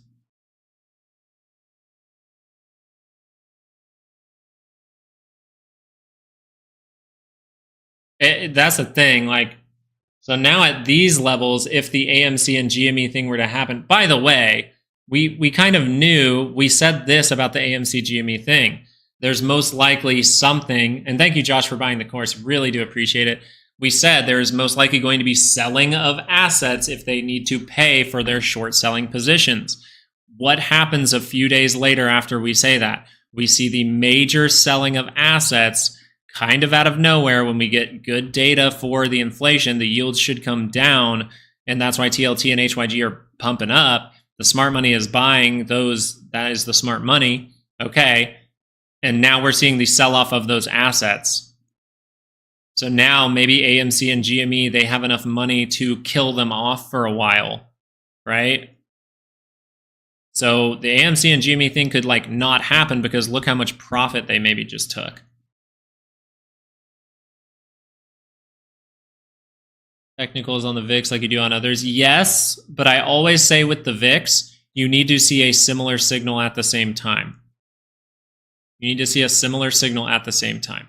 So with volatility, you want to see these at the same time, meaning on the SPY. So you want, if there's a 30-minute divergence here, you need some kind of divergence on the SPY at the same time for this to bounce. That's why the 15-minute looked good, okay? You still technically have a flat and a flat here for the SPY. And now what are you seeing over on volatility? Well, you're seeing it could pump back up on a 30-minute, right? But now you have triple divergence. You have multiple point divergence, actually. So you have a divergence here, you have a divergence here. But this is about to curl up. But if things are this dramatic, wouldn't you expect volatility to go nuts? I just don't think this is nuts enough. Like if we were getting a crash, then technically volatility should be going above the 200 and the 50. What are we noticing? Well, it's not even getting above, it's not even closing above the 50. Right? If we're getting a crash, this 50 is going to cross the 200. We're not getting that. So something is fishy. And HYG, the smart money, is bouncing today and yesterday. TLT, the smart money, well, smartish money, is bouncing today. We're not getting that today. So unless we're seeing full rotation crash and XLU is going to go up for whatever reason, that makes no sense. But XLU is higher today and higher yesterday while we're seeing this sell-off. So now, what's one of the rules of the channel? Why did I not buy calls on the SPY? That's a red bar on a daily scale, and daily momentum can take over. I never buy calls on a stock that has a red bar on the histogram for a daily and crossed on the MACD to the downside. I never do it. I've been hurt by it before. I don't care what the signals look like. This 15-minute, yeah, I could have played it. I could have played it. But did I? No, I did not. Because that daily momentum can take over. Now that I have 2 bars, that rules out the window. Now that I have 2 bars, if this started to complete, what do we notice about the RSI down here? Ooh, we got a little divergence right here in the price action, not necessarily over here, so that wasn't even at the same time technically. But the MACD, what do we have now? Well, we have a flat divergence if that turns around soon. But I don't want to take a trade if it's going to turn around. I think it's going to turn around. Maybe it turns around. I want to see it turn around and then tell me to take the play. Your indicator is going to tell you to take the play, right? Your indicator told you to take this play. But my strategies, my thinking says, well, we're crossed on the MACD, so I'm not taking calls. I won't do it. We crossed on a daily MACD to the downside. But if you did, this would say take the play, but the next bar says do not take the play. This says take the play. This says do not take the play. So you're immediately out of that and you should not be suffering here. Hopefully you can learn from that in the course. Like this is literally what we do in the course. It's the last video. If you want to skip ahead to that, you can skip around if you'd like. The very last video of the course, we just added it over the weekend because we knew that things were going to get crazy this week. Boom, there you go.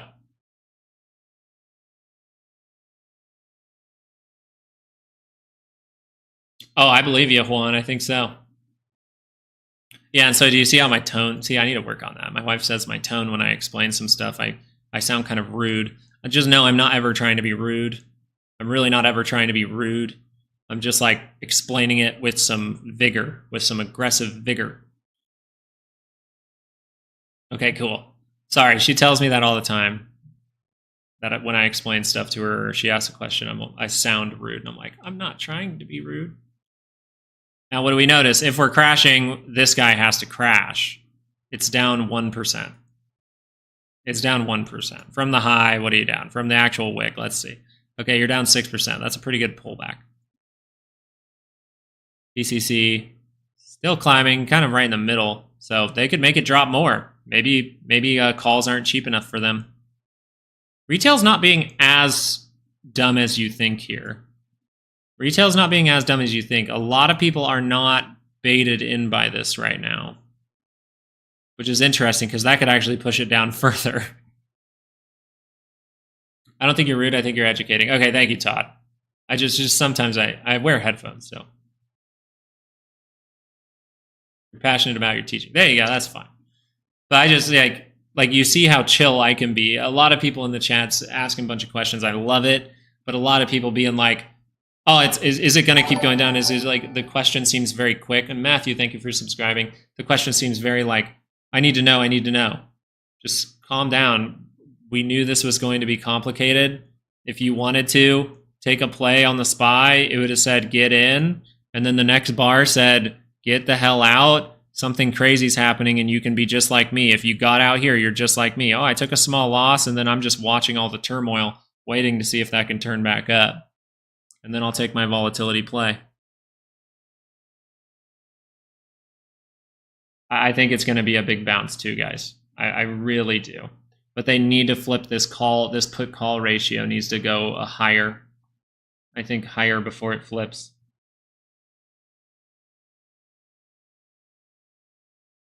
Exactly. We're chilling. If you're risk managed, you're chilling like at all times. Because if this was going to be a good play, it would have continued. It didn't. My risk management told me to get out. So now I'm chilling again. Sure, I took a small loss. That's part of trading. Everyone takes a small loss. But I didn't take this trade because of my other notes that I've made while trading that have really screwed me over. Right? Daily cross down on the MACD. I'm good. Thank you, Lucas. Learned a lot. HG, I appreciate you being here. USO today? USO, it looked good at first. You're making a 15-minute divergence, but the real play for USO was this 2-hour divergence in the past right here for this big bounce. And then your 30-minute most likely told you to get out here. Ooh, even sooner. Yeah, there's no reason to take a play on USO.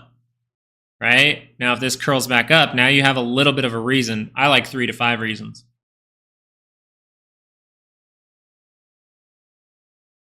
Last 2 weeks, charts have been boring. It's sometimes difficult, but this week is more exciting.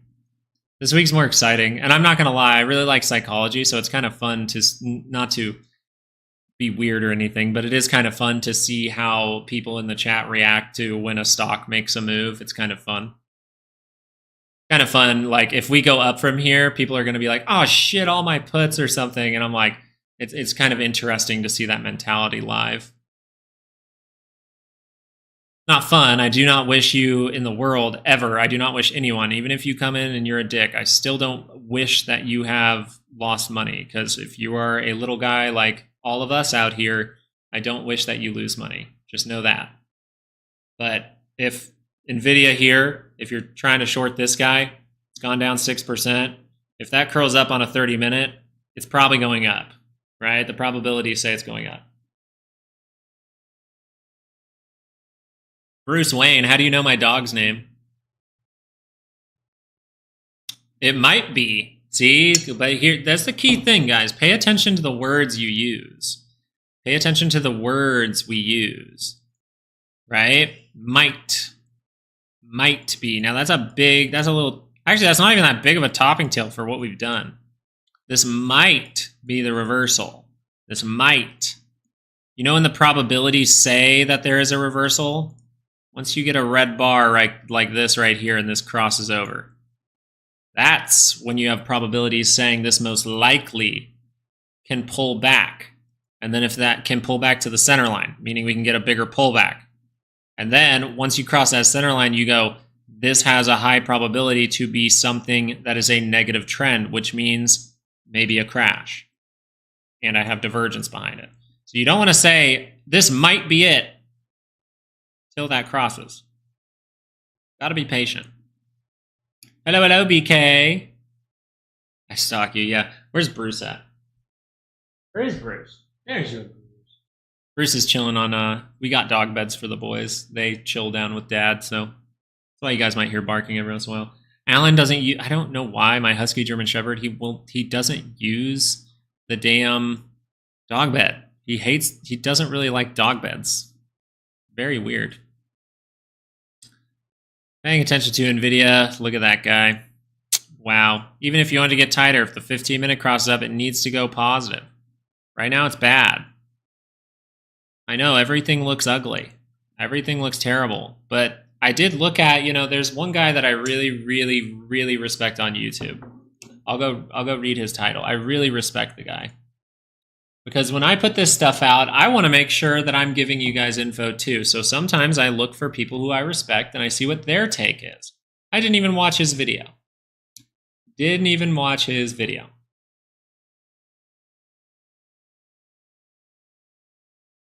See what his video title was. I'll share that with you guys. Time for the bounce. Question mark. Time for the bounce?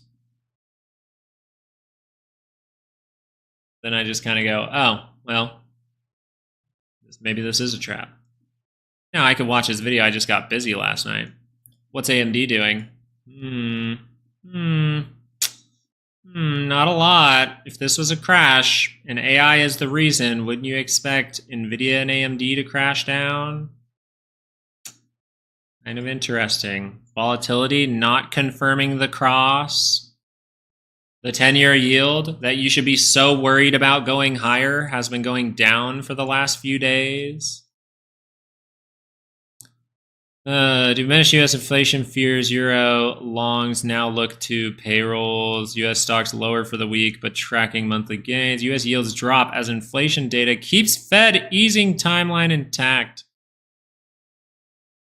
I don't get how that is at all bad. I don't get how this is bad in this environment yet. I think this is just a rug pull to get money to suppress AMC and GME, and I'm being genuine about that. That's my genuine opinion.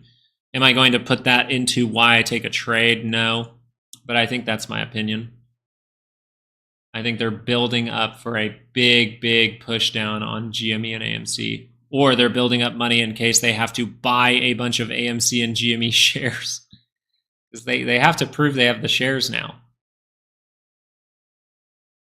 Luke, do a rain dance for NVIDIA to go up? It's already going up, man. It's already going up. I already told you. If it crosses on this 15 and goes positive, there you go. Oh, Mike Schwartz. I like Mike Schwartz. So back when I didn't have a YouTube channel, I would contribute to him. Miles, have you ever, I don't know how long he's been doing it. I think the last time I went in there was maybe like a year and a half ago. If you ever heard him talking back and forth with a Luke or Lucas, a lot of the time I would go in there and say my ideas, and he would talk back and forth with me for like 5 whole minutes being like, that's a really good point. And then it's funny because now I have a YouTube channel. Lucas, that might have been it. I think that was me. I think my name, yeah, Lucas, that was me. I like Mike Schwartz. I do. I really do. I think he's a good dude.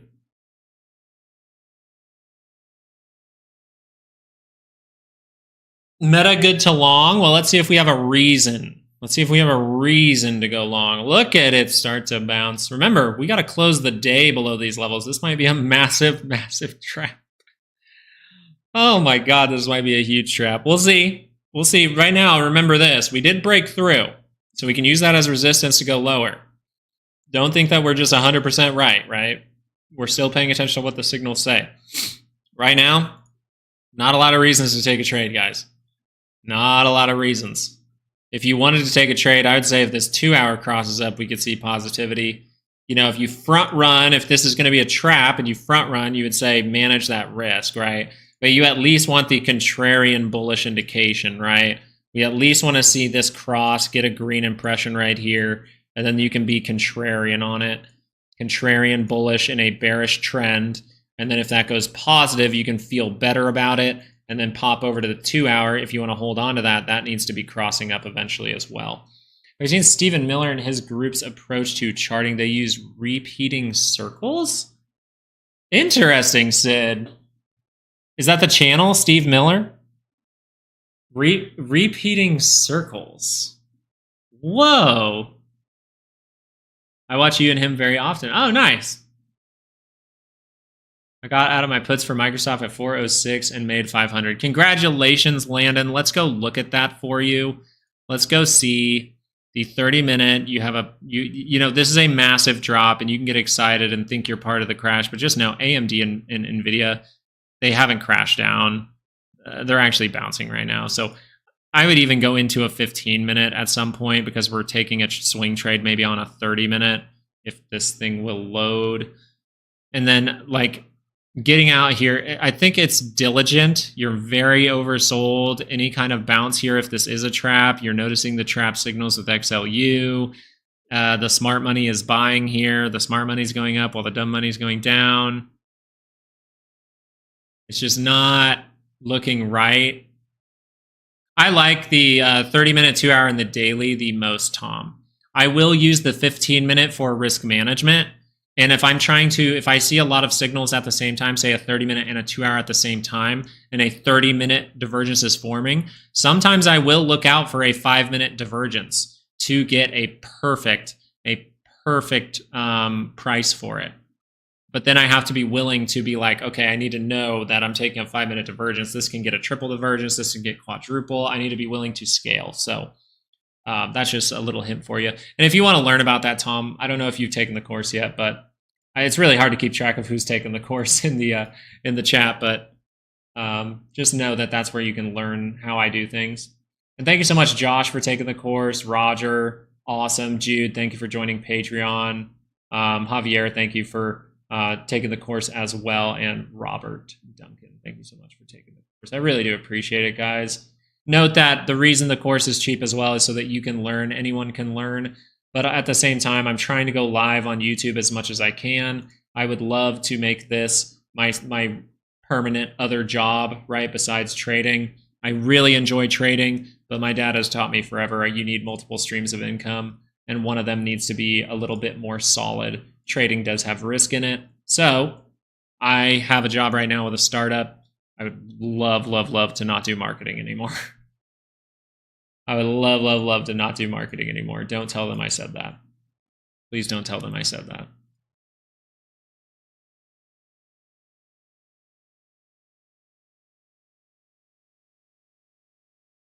Process on a 30-minute, then get back in on the call. So you want to make sure to have multiple reasons, but I understand the thinking, but you're very deep into negative territory. So the most likely scenario here, real quick, Landon, so you know, isn't that this just goes like this. Now that can happen if this is a big trap. So I understand taking a chance on it if you would like to, right? That's your decision, but make sure that contrarian bullish indication is happening. You see some strength, and then you could say, okay, potential here for this was a big trap. And then if that rolls up, you just want to pay attention if that's rolling back down, because that's negative territory. So if you end up doing something like this, you get excited, everything looks good, and then you see that happen, and it crosses down on the MACD, that's where there is no reason for upside for the moment. And that can flip back and forth, just like the SPY did. So you're pretty much like, if I take a play on this, I need to be willing to look at the trade very closely and be like, I have to be willing to maybe even be out in the next 30 minutes, right? I'm in, crossed up, I see green. This here says, this just says there's potential for downside. There's no potential for upside when you cross down on this MACD. If it would have crossed right back up, you'd be right back in. It crossed down, you're right back out. You crossed up, you're right back in, right? And then eventually you will catch that move. But maybe if it's ripping back and forth like this on a 15, you just want confirmation on a bigger chart, right? The 30-minute. Notice that the 30-minute never confirmed that move this morning. That's why I like the 30-minute. It's a little bit more confirmation. Now, here's the thing, Miles. It's not necessarily about making folks some money, by the way. It's more about educating them so they can make their own money. That's what this channel is doing. You know what I'm saying?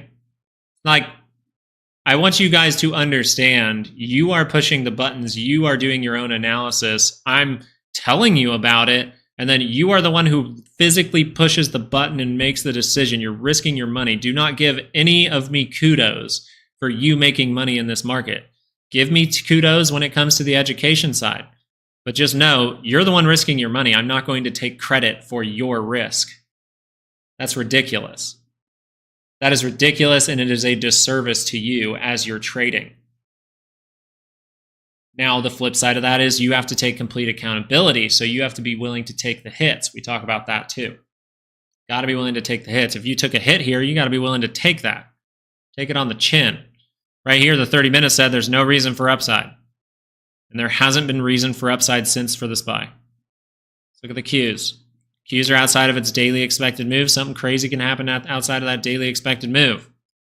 There was no reason for upside on AMC or on the Qs since 458.71. Just because we're calling this a trap doesn't mean we take it as a trade. You understand, we're doing things based on indicators, based on price action. This right here was the last time the 30-minute crossed on the MACD, and it was down. And then that went negative. And then it kept going negative. It never crossed back up. You never had a reason to take a call on the Qs. How many courses are you offering? The one course I do have gives you everything. It gives you everything, and we're thinking about making a cheap swing trading one, but as volatility looks like it's going up, learning this stuff will be much better for you. And if you learn this stuff extensively, swing trading will be like literally really easy for you if you can learn everything that's in my course very well. Because swing trading is just what we're doing here. Like, okay, we went, you know, what are we in right here? Swing trading is so simple. It's literally, we're in a positive trend. Okay, cool. When do I need confirmation of that move? Well, I crossed up right here. Okay, this is where I take my call. Boom, that goes up. Like, that's all it is. And then you just got to know how to manage the trade. We see a beat down again. I swing trade. There's a buy. Okay, it goes up. Like, swing trading's pretty simple. But I just explained it like it's the most simple thing in the world. You still have to know some stuff, guys. But if you take the, if you learn the stuff that you learned in the course, you're going to learn about it. Yeah. Double Dark says, LMAO bear trap, bro. Yep. Yep. Yeah, you're a swinger. God damn it. Oh, congratulations to anyone who made money on the downside. Very good job. But there was no reason to take an upside trade. So unfortunate if we just, you know, take a position for no reason. We have no reason for upside. $5 drop is definitely a bear trap. Yep. You're not gonna, unless you have something to convince me otherwise. Because I have plenty of things to convince you otherwise. Plenty of things to convince you otherwise. Plenty of things to convince you otherwise. Could escalate. Could escalate. We'll see. As of right now, XLU popping. I'm just not a firm believer. Bro, we're going to 515 on Monday. From where we're at now? From where we're at now? Jesus. You're telling me the Q's down here at this reading of 14.24 down here on the RSI and the MACD down negative 2.47 is going to just continue? Actually, you could go to 519.10 today. I'd believe that. Still could be more of a pullback, and I'm just saying, I think that... Now, we've talked about this about the bear trap. We keep calling it, what if it's a prolonged bear trap? Could be a prolonged bear trap, where we cross all the way down, and then this ends up higher in June. We'll see. As of right now, we have all the signals of a bear trap. Apple, oh, what a crash. Yeah, everything's crashing. We're going to crash down. Apple's down 0.28 with a triple divergence up here. It's not going down. IWM is still up from the low. It's not going down. Small caps are holding up.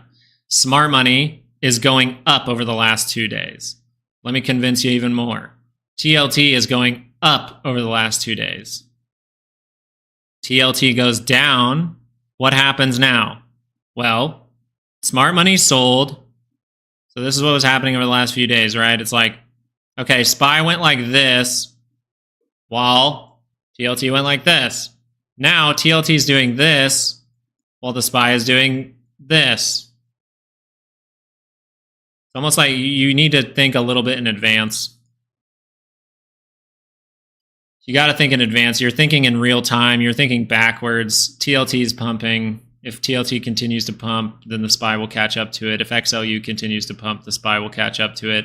The Dow isn't even negative anymore. The Dow already made the move. Now it's positive. IWM's positive. XLU's positive. Like, I just don't see how you can't at least think there is a probability that this is a bear trap. Now, nothing is 100%. I've said that multiple times. Multiple times. Nothing is 100%. But it's just funny that we get major downward price action in the retail hour.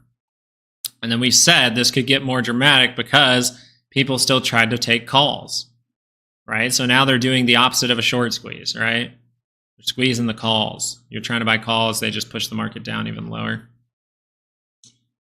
None of this that I'm saying right now is reasons to take a trade. You need to learn that right away. There's no reason to take a trade right here for upside. There is divergence on the daily scale. Yeah, man. Ooh. Oh, good buy, though. SQQQ. We were talking about that a couple days ago. Yeah, we can look at GME double dock. So GME, we've still been saying this thing is positive. Like, notice how this is holding up. Strange. Strange that GME is holding up pretty decent today. I think they're just taking profit in all their stuff, and we're going to see GME and AMC crash a little bit, because if that's what they're doing, if they're building liquidity to suppress GME and AMC, that would make sense. It's either that or they're building liquidity and then AMC or GME are just going to fucking rip and they're going to have to buy into this, right? But maybe they need money to buy those shares because they have to prove they have the shares in order to be short selling. Now, what's the thing about GME? 30-minute is positive, in positive territory, right? It's pointing up. This is a good thing for the stock. It's a good thing for the stock, okay? Now, if this rolls over, look how close it is to the center line. So if that rolls over, no reason for upside anymore until that curls back up. We got to keep it as simple as we can. Now, we can dig a little deeper. The 15-minute has rolled over, still in positive territory, so it's not dead on the 15-minute yet. If that crosses the negative into negative territory, that's when you would say, oof, that's not looking good. But if this just crosses back up and goes positive, that might be the moment. This is just trading like water, flipping back and forth, and then eventually the big moment will come. Do I want to do it on a 15-minute? Most likely not. Most likely I want to do it on a 2-hour. Most likely I'm going to go see a 2-hour divergence, and then that will be the moment. So if they are going to suppress GME and AMC, and we're going to see the market rip, and this is some kind of trap, and they're just gaining money in order to suppress these, I think we do something like this, and then we see some kind of divergence. But that's all I think. That's all maybe. We don't want to take trades based on maybes. So we just want to see if this 2-hour curls down, there's no reason that GME is going to pop. And then if that curls right back up, now there's a reason according to momentum. What did they say about GameStop? The safest short play in the market. See, they're still trying to get you to short it. I would highly encourage you.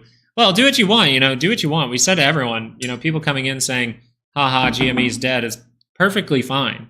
Just don't be a douche. Have your opinion, just don't be a douche. It's fine. I'm perfectly fine with being wrong. I do not have risk in any of this stuff that I'm not willing to lose. I've made money this week. Like, I am perfectly fine. Just don't be a douche. If we have a disagreement, that's perfectly fine. I wish you nothing but good. I wish you nothing but well. I'm assuming you're a retail trader just like I am. Why would I wish badly on you? I am you. You know what I mean? Stop wishing badly on people because they have a difference of opinion. That's one of the most toxic things about our society right now. Unless that opinion is actually bad for society.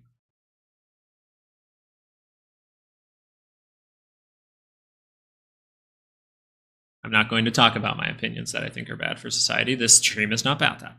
But AMC, same thing, but this one looks a little bit worse, doesn't it? See how the 2-hour is negative?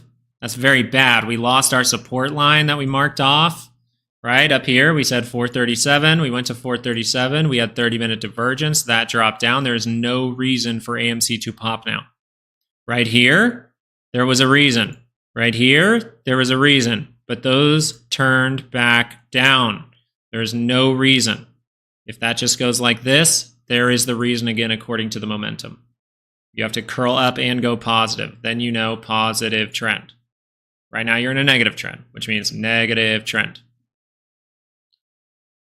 trying to keep it simple there because these are like, it's a complicated fundamental situation, but the charts are very simple. It's like if it crosses on a 2 hour, I'm going to take a call. That's what I'm going to do. So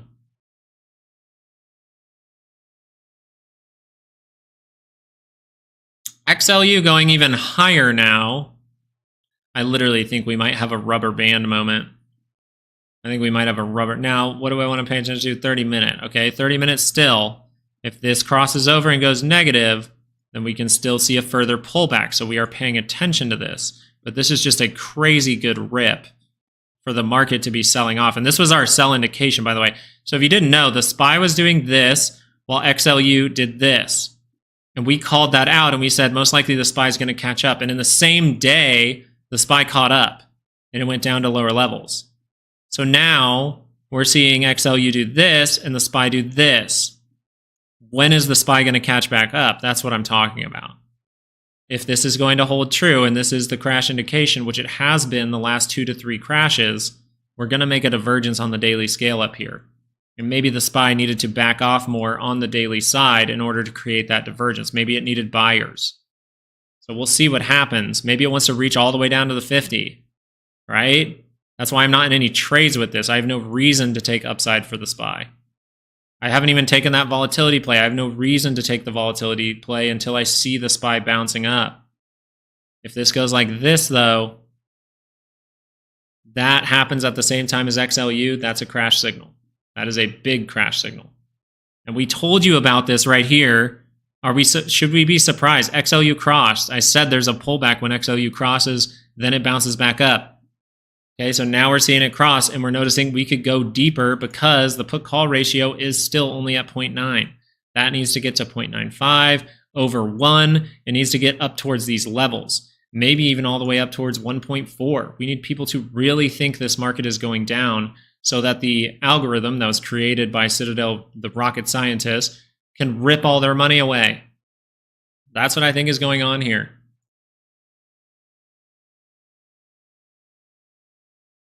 Weekly crossing over. Doesn't look pretty. Doesn't look pretty. This is bad. Know that the direction right now is a pullback on the weekly scale. We know all of these things. It's a daily scale. That's why I say don't fight daily momentum. If you take my course, one of the tips I give is do not short a stock when it crosses over on the daily MACD to the downside. No matter what the signals look like, I do not take calls in this position, no matter what the position looks like. I don't care if it bounces back up. This made me a better trader by putting in this rule. Would you consider yourself profitable? Very, yes. I've been profitable since I started out with $10,000. That's why I suggest people to try to build up to $10,000 because I know that that worked for me. I'm not telling someone to come in and only have that. Now you can do whatever you want, but just know that you're risking money that is very important to you. Right? But it's weird to see this major dramatic price action and volatility is still doing nothing. Yes, it's crossing up as this 30-minute bar, but it's weird to see volatility not doing a crash signal if we're seeing more downside here. It's weird to fade and see these weird things happening at the weekly or at the daily 200 and the daily 50. What happens when we see weakness around the daily 50 and the daily 200? We see bounces. We see bounces. We see bounces. So if that changes, we'll let you know. If this can go positive, that's not a good thing. We'll let you know, but that would mean we're closing above the 200 and the 50. I don't necessarily think that we're going to do that. Because of TLT. TLT making a move up while the market moves down. TLT was making a move down while the market was moving up. Now it's making a move up while the market moves down. You have to think in the opposite of what everyone's telling you. How do we know? HYG, high yield growth, smart money is up for the last 2 days. The SPY is down for the last 2 days. When the SPY was going up, HYG was going down. Look at this, it's going down. The SPY was going sideways and slightly up. Now it's catching up. So the fact that HYG is going up means that smart money is buying here.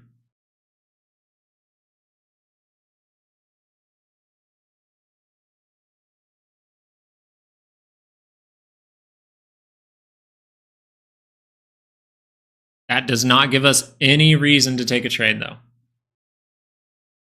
I should start a non-profit, Joe. Seriously, trade like learn risk management, Joe.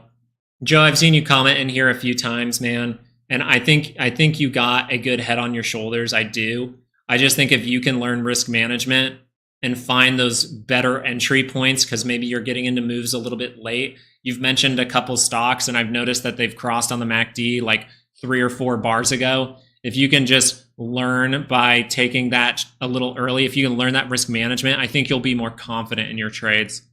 I feel like you're someone who catches that move a little late and then it reverses on you. If you catch it early and then it reverses on you, you'll get out early too when you learn risk management. DD's like, bear trap. Yeah, I love when people come in and make fun of me these days. Finally bought the course. Sid, let me go say thank you. Devontae and Sydney, thank you guys so much for taking the course, guys. A lot of, like, I love to see it before the weekend. Fridays, usually we do see more people taking the course, and I love to see that. It means you have free time this weekend, hopefully. You know, I know people work on the weekends, but any free time you have, if you're dedicating that to learning, I respect the hell out of you. I really, really do, because you're acting like me. You're acting like I did years ago. You're doing exactly what I did. My friends can attest. There were times where they'd invite me out to go get drinks, and I would just like be like, no, I'm looking at stocks. And they're like, it's the weekend, stocks aren't open. I'm like, yeah, I'm looking at stocks. I'm back testing, I'm doing all these other things. God, I mean, now we're probably in negative gamma territory, which means to me, if this AMC thing does pop off and they actually, you know, we're ripping away profits to buy back these shares. Ah, God, that is sketchy. Because XLU seeing the bounce, but it's just a weird time. Dollar started to rip a little bit on the 30-minute.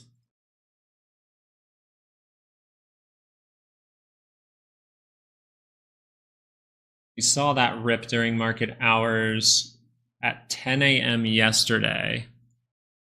What happened around 10 a.m. yesterday? We bounced at 10 a.m. yesterday when the dollar started to rip. Interesting. Yeah, 10 a.m. yesterday, that's when we saw the bottom here. All right, guys, we're going to do a full breakdown after I use the restroom. I'll be right back, and then I'm going to do a full breakdown. And we might go live at the end of the day. Give me 1 second here. I'm going to use the restroom. I'll be right back, and we'll do the full 15-minute breakdown of all the stocks we covered.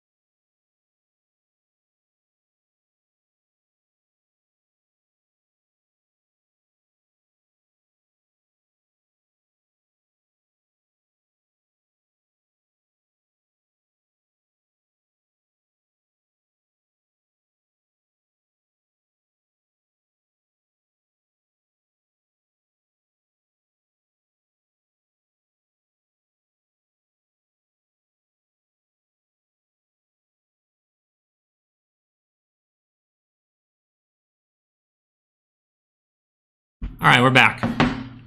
Who's ready? Ready for a 15-minute breakdown? Who's ready for a 15-minute breakdown? Let's get through these stocks. So we went through XLU extensively, so we're going to just start off by mentioning it real quick one more time.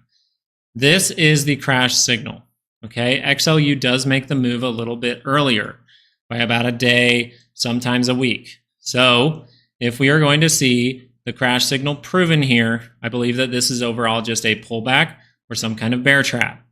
This was our hint right here. Actually, it was the next bar. This was our hint right here. The SPY was heading higher. And then we said, hey, why is XLU dropping? And the SPY caught up to it by the end of the day. That could happen today. But as of right now, we see XLU is bouncing while the SPY is dropping. What if it takes a few days, but SPY starts to catch up? We'll see.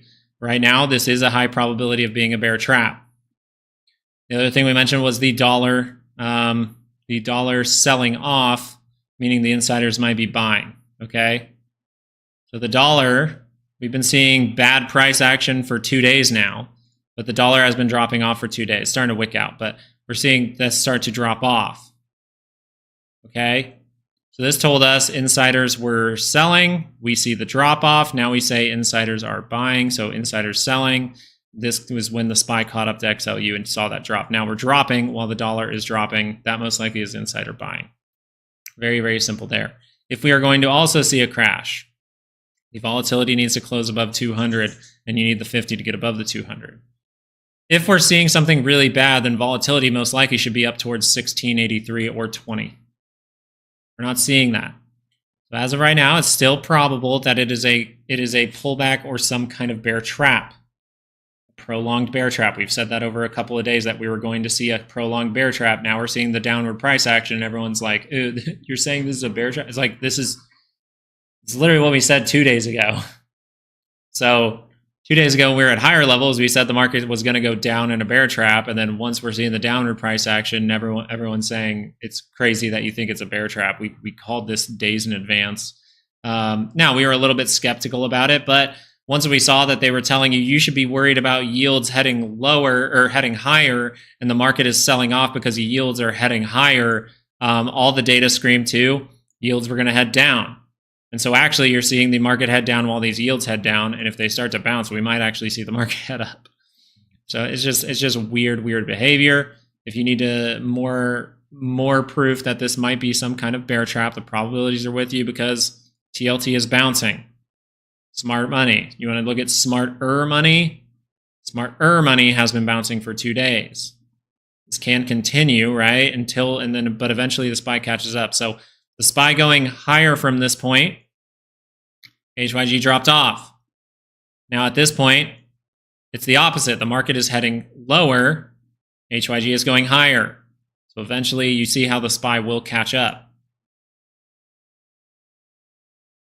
And it didn't really look like that. It more so looked like this, and now this looks like this. So we'll see if the SPY has to fully catch up and go to lower levels. We're still in an area for the SPY on the daily side. We said this at the beginning of the week. We would not be surprised for a big drop to get back within the monthly expected move. We had a 68% chance to land in this zone. Now, I believe the most probable thing for today is actually to land right here. But that's a lot of price action. I don't think that'll happen. I don't think this will happen anymore. I think we could see a wick up by the end of the day, but closing in the monthly expected move makes total sense, 68% chance when we do get outside of it that we land back in it. And we're doing it on May 31st, the day of the close. Pretty crazy, right? But when you look at it like this looks exactly what HYG looked like. It's just HYG did it earlier, right? HYG started to break down here, and now it looks like this, right? HYG is this. The SPY is down. So I still think this is some kind of bear trap. I'm not changing my thinking yet because XLU is still going that way. So what are we paying attention to on the shorter time frames? The SPY. Is there any reason to take a trade right now? No, there's not. If this thing can freaking load. There we go. Is there any reason to take a trade based on the 30-minute chart? There was for a brief moment on the SPY. There wasn't on the Qs. Right here, it said, hey, watch out, we can go negative. What did we do? We went negative. This is where my risk management told me to hold my short position. It went down. It told me to hold my volatility call. It went down. So then my volatility call printed. And I thought this was the start of the trap. So I get out of that position. I wait for the turmoil to happen. Now I see a cross up right here. There's potential right here. Potential that we could have bounced right here. But then we looked at PCC. People bought calls. So puts are still cheap. The algorithm says send it down right here. This bar right here says no reason to take an upside trade. This bar right here says no reason to take an upside trade. And have we seen that change? No. No, we haven't. There's absolutely no reason to take an upside trade yet, unless you're seeing reversal signals down here. And we would need to see this curl back up and go, at least a contrarian signal would be a green impression here. The full signal that's going back to bullish is it's got to cross that center line. It's got to cross that center line. But if people keep trying to buy calls, which is what is happening, retail's buying some calls here, they can keep squeezing it down. Okay, so now let's look at the Qs. The Qs, same thing, but the Qs did something very good for you. Ever since this bar right here, there's been no reason to take an upside play according to the 30-minute. And I love the 30-minute. The 30-minute has some great confirmations. You learn about it in the course. It's only $100, but you learn about it in the course. Because if you do this and you're decently close to the center line, something crazy can happen. And now this is proof of why you need to take the risk management portion. It's the last video of the course. You can scroll all the way down and take that right now. It's very, very good because it would have had you out right here. And the Qs never gave you a reason to take an upside trade. They never did it. This is why I don't do 5-minute, I don't even do 15-minute when I'm taking trades for the most part. Unless I'm seeing some triple divergence on a 15-minute, I'm really trying to scale in. For the most part, I'm doing a 30-minute cross. If that never crosses, I'm not taking a position. Or I'm getting out of my other positions if I take something early, right? This has not crossed since Tuesday, 12:30. Tuesday, 2.5 hours before the close, it has not crossed. This was your sign. Do not take any upside. There should be no reason to take upside. There still is no reason to take upside. Now, this would be a contrarian signal. Right? If we get a green impression and this crosses, that's a contrarian bullish signal. You're still in negative territory down here. You're in a negative trend. So you need that to fully go positive to know I can hang on to that. And then I believe we're going to see this 2-hour curl up, and eventually it's going to curl up, and we're either going to get a prolonged move into late June, or we're just going to see this rip and see some kind of divergence up here. The 2-hour even gave you some divergences on other charts here for the 2-hour. Right, so we paid attention to that. XLU now up 0.5. Apple, if we are going to see a crash, Apple needs to curl over on the 2-hour. It did. So there is no reason for upside based on the 2-hour. Let's see if there's a reason for upside based on the 30-minute. No. And this had triple divergence. We've talked about this a lot. We joked about this creating a divergence, and it actually happened. I didn't think this was going to happen, really. But we created the divergence. I joked about a divergence right here. When we saw this dip down, I said, I'm going to joke and say we're going to make a 30-minute divergence here. That'd be funny. We made a triple divergence. We made multiple point divergence, technically. And that crossed. This bar right here told you no reason for upside. If that turns around, we're still close to the center line. So if that turns around, then you might have a reason, right? And we can see an upward move. We'll see what happens there. But right now, there's no reason for upside for Apple. Notice I'm being very blunt. I'm not even giving you both sides. Right now, there's no reason for upside. You need things to turn around. Tesla is a similar story right here. This bar right here, 30-minute, told you no reason for upside. If that turns around, green impression, you're in positive territory. Then there's a reason. There's not one reason to take upside right here. Okay, let's go look at a 2-hour for Tesla. Tesla, you had a reason. And that reason was given up. We said that this morning. We said if this just curls down, there's no reason. Guess what? It curled down right away in the morning. So there's no reason for upside right here. If you were trading based on the 2-hour, right here, reason. Right here, reason. Right here, no reason. That's why risk management will help. We go into shorter time frames. Like if you're trading based on a 2-hour, we show you what time frames to use for your risk management. Because if you do it on a 2-hour, you notice this is a pretty good loss. But the risk management would have had you out somewhere around here. Somewhere right around 177.50. And you wouldn't even be scared about this right now. But right now, this is pointing down in negative territory. That is a bad sign for Tesla. If that turns around, we can see positivity. Amazon, this was a great risk management trade.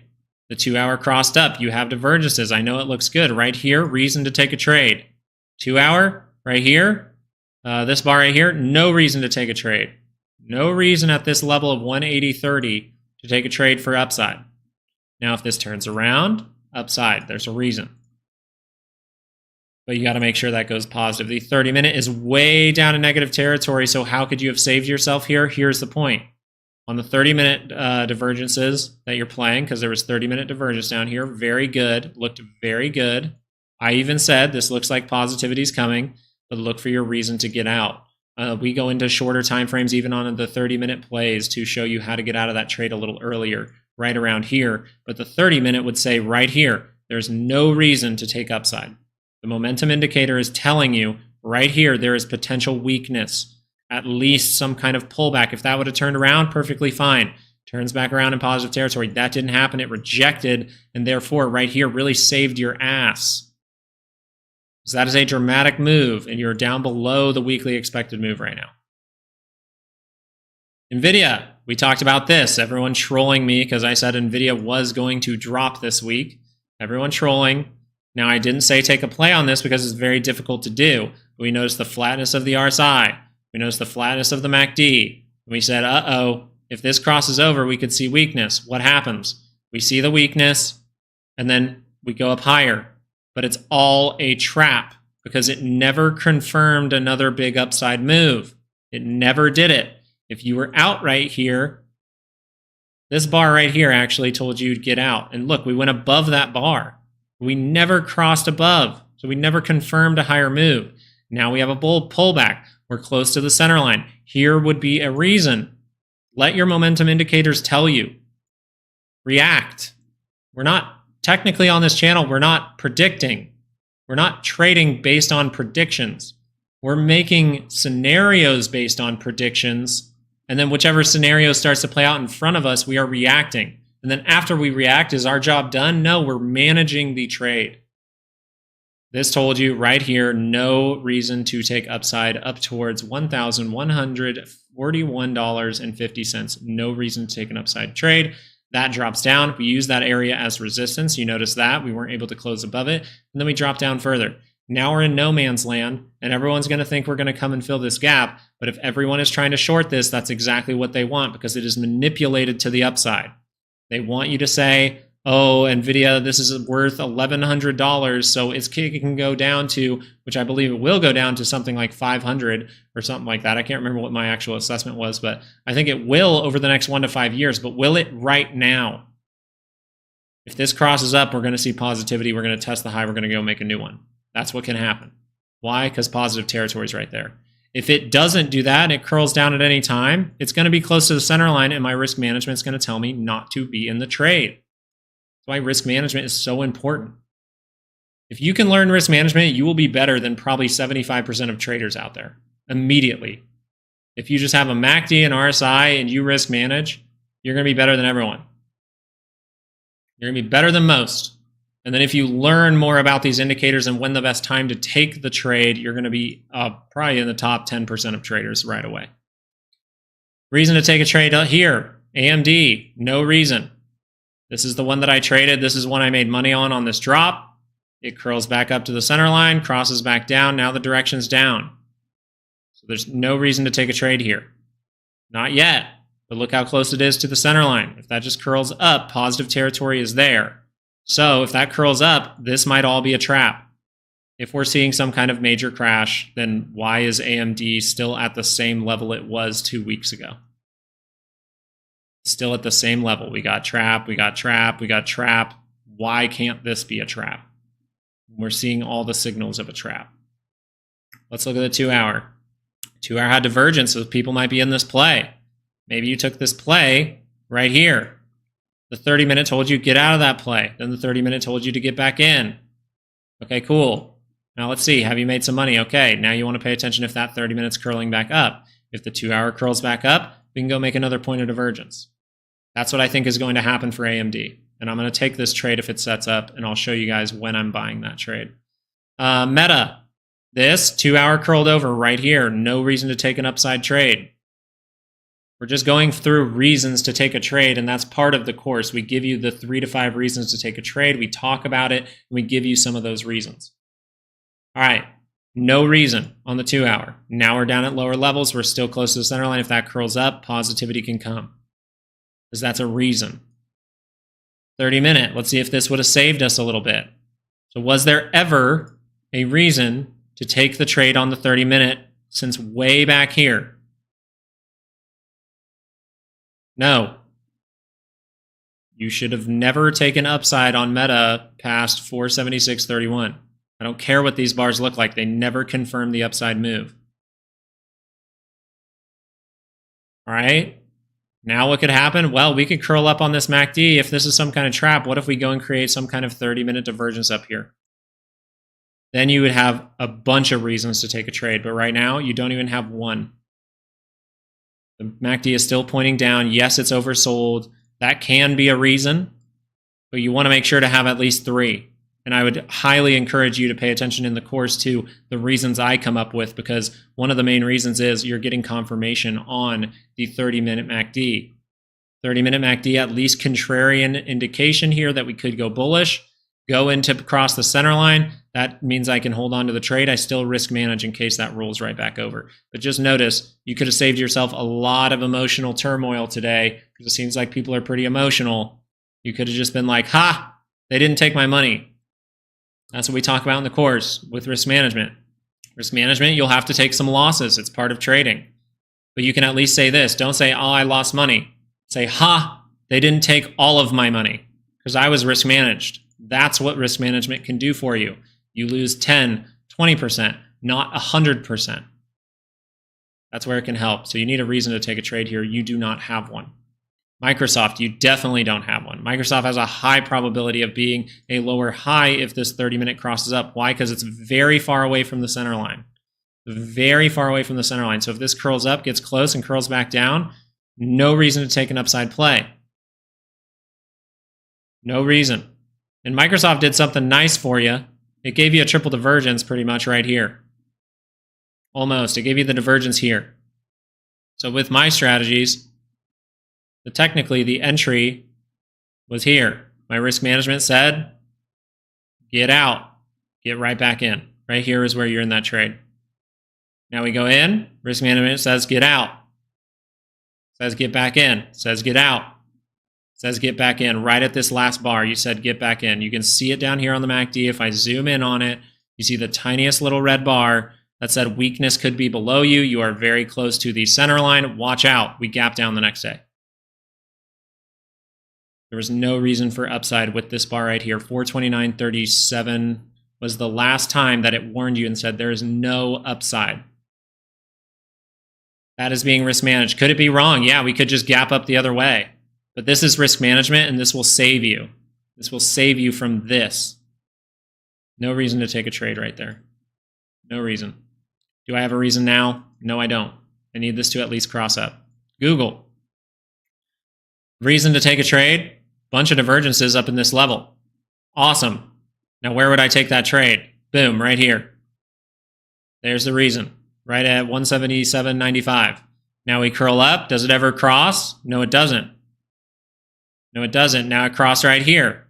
So I'd say, uh-oh, there could be major upside. Look at that wick. Okay, it was a fake out. That's fine. I'm still being risk managed. It drops down. I could say, okay, now reason to take the trade. You at least need a reason. Now it curls back up. No reason to take the trade. No reason to take downside. Now it crosses down right here. Boom. Reason to take a trade for downside. You notice that eventually you will catch the big move. 177.35 is the reason to take downside. No reason to take upside. So that big weakness could be here. I'm close to the center line. Boom, that tears down. I've been streaming a lot. I really need to focus on my trading today. That's why we're doing the breakdown right now, because I need to focus on my trading because these are some good setups that I'm missing out on. What else do you guys want to look at? SMCI. When was the out on SMCI? Well, we had a reason to take a trade. You're decently close to the center line right here. You're in. Where does it say to get out? This bar right here. This bar right here says no reason to take upside. Then we crash down a little bit. Now we're in a zone where buyers have stepped in multiple times. Multiple times we gapped out of that zone. We retested it. Then we went higher. Now we went down to that zone. Buyers are here. If you cross up on this MACD, you may have a reason, and you're close to the center line here. You see how we're just making the reasons to take a trade? That's all it is. The Dow never gave you those reasons. We don't have divergence, right? We don't take, our reason to take a trade is not just a MACD crossing, by the way. We want to see momentum dying out. It's very different in the course. I'm just talking about it as far as how you could have stayed out of a lot of things. This right here, this bounce here went green for a second. Right here it went red. This risk management would say, do not take upside. Boom, it drops. Then it crosses up and you go, oh, it's all good. And then right here, it just says, do not take upside, and it drops. So it depends what time frame you're looking at. We're just doing it on the 30-minute. There's a lot more that goes into it, but this is how I see the market. That's why you don't see me losing money today. Of course, I expect to lose money on AMC and GME. That shit's rigged. But I used an amount of money that I don't necessarily care about, and I'm not scared of it at all. I'm not scared of losing $3,000. That is the amount of money that I have decided to put into it. I'm not scared of that at all. Let's go look at AMC and GME, and then we will have to hop off, and I might do a stream later on today. AMC, is there a reason to take the trade right now? Weirdly enough, it might be about to. Right? The 30-minute at least has to cross up. Now, you have to take this as a problem, though, because look, we're far away from the center line. When you're really far away from the center line, you see these big pops, and then you dip down. We had divergence up here. That was your reason not to take the trade. There's a reason for downside right here. You had the divergence. We pointed it out. There it is right here. This is when I risk manage. Actually, I risk manage because I do it on shorter time frames. But I risk managed. I got out of my position. I'm trading back and forth right here. This risk management on a 30-minute would say right here. So you notice mine's a little bit earlier. That's why we do that in the course. We teach you how to do it. 490 was the last time that you should have said, I should not be taking upside. The direction is down. I am close enough to the center line. Okay, now that drops down. We finally get one reason, okay? But is that a very good reason? No, it doesn't have divergence. It doesn't have anything. It doesn't have our trade set up. It's starting to taper. It looks okay. But if this crosses up, that would be a reason. If that goes positive, that reason looks good. But if it just does this and crosses down, no reason for upside. I hope we're learning from this right now. GME on a 30-minute. We're just doing 30-minute charts to show it. Where's your reason to take the trade?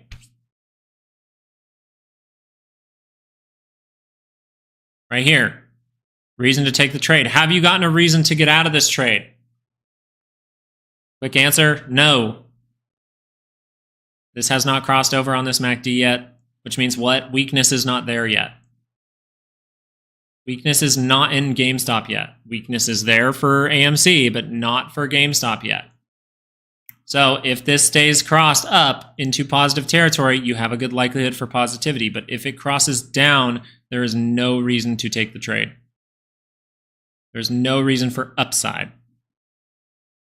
There's more reasons for downside. You're close to negative territory. You're crossing down on the MACD. The momentum's starting to shift down. If that goes negative, you're going to see some ugly price action. There's also other fundamental reasons. Short sellers are trying to force this stock down. That is why we said the market would be manipulated this week. We said it. We said it on Saturday. We said it a week ago that the market was going to be manipulated even more so now because of this that is going on. They do not want these stocks to go up. I very much so think they are taking profit away from retail in the market to pay for shit over here. And they are most likely going to see this cross and see this go down, and it's going to be dramatic, and everyone's going to be scared. We could see them force it all the way down to 1550. We could see them force it all the way down to 1385. But if I know the reason to take the trade, I'll always be in the right move. Managing your risk, guys. All right, let's talk in the chat for a little bit. I was just wanted to give the full breakdown. Sorry about that. Thank you for helping us all at the expense of you missing personal trading. It is very appreciated. Yeah, I missed out on a lot of trades here, and that kind of upsets me because those were great setups. And, even though I tell you guys about the setups, it still takes me time to find the correct position and things like that. It's a little distracting, but it's okay. It's okay. I mean, the thing is, my trading's going just fine. I made money this week, so I can't talk badly about my trading, but I will say this. If I can help you guys, that's awesome. If I can help you guys, that's awesome. I think that this is more the important thing, right? I am someone who believes in this. A lot of people in the chat, if I ask you what's the most important thing you should strive for in your life, you're going to say happiness. I've done a lot of research psychologically. I've done a lot of research on psychology. My teachers, when I was younger, they all said I should be a psychologist. I'm not, but I do a lot of research into psychology for fun. Every single thing that points to a good life is striving for meaning, and then with your meaning, you will get moments of happiness. If you strive for happiness, then everything is reliant on you being happy, and bad shit can happen. Someone close to you can die, your dog can die, all these bad things can happen. So striving for happiness is a losing game. Striving for meaning is a winning game. Doing something meaningful is very, very good, guys. And something meaningful is happening with AMC and GME. It is literally good versus evil. And that's why this is the main thing that I am in, and I will hold it the whole time, even if it continues to go down. I'm still using an amount of money that will not affect my family. I'm still using an amount of money that will not affect my family. I have to keep them first. I have to take care of my home first, and I encourage you to do the same. I encourage you to take care of yourself first.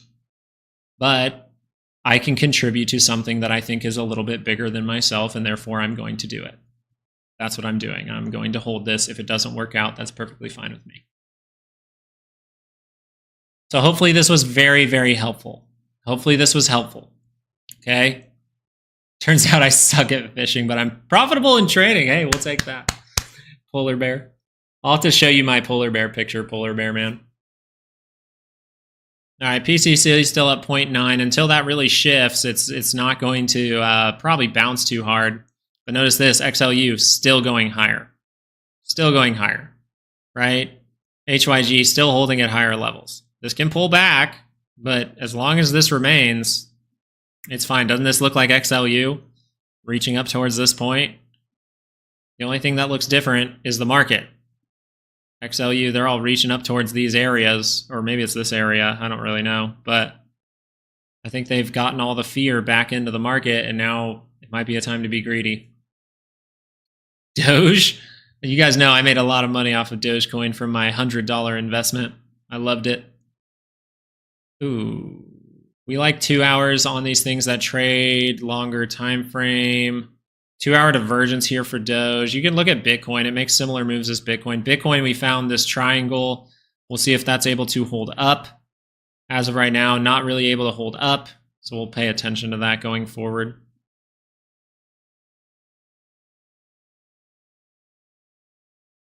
Let's look at volatility. That thing was turning up on a 30-minute, but look, volatility is not turning up. It's actually going to, look at this. So volatility would say volatility is the play to the upside right here. But if this crosses right back down on the 30-minute, then it means downside for volatility.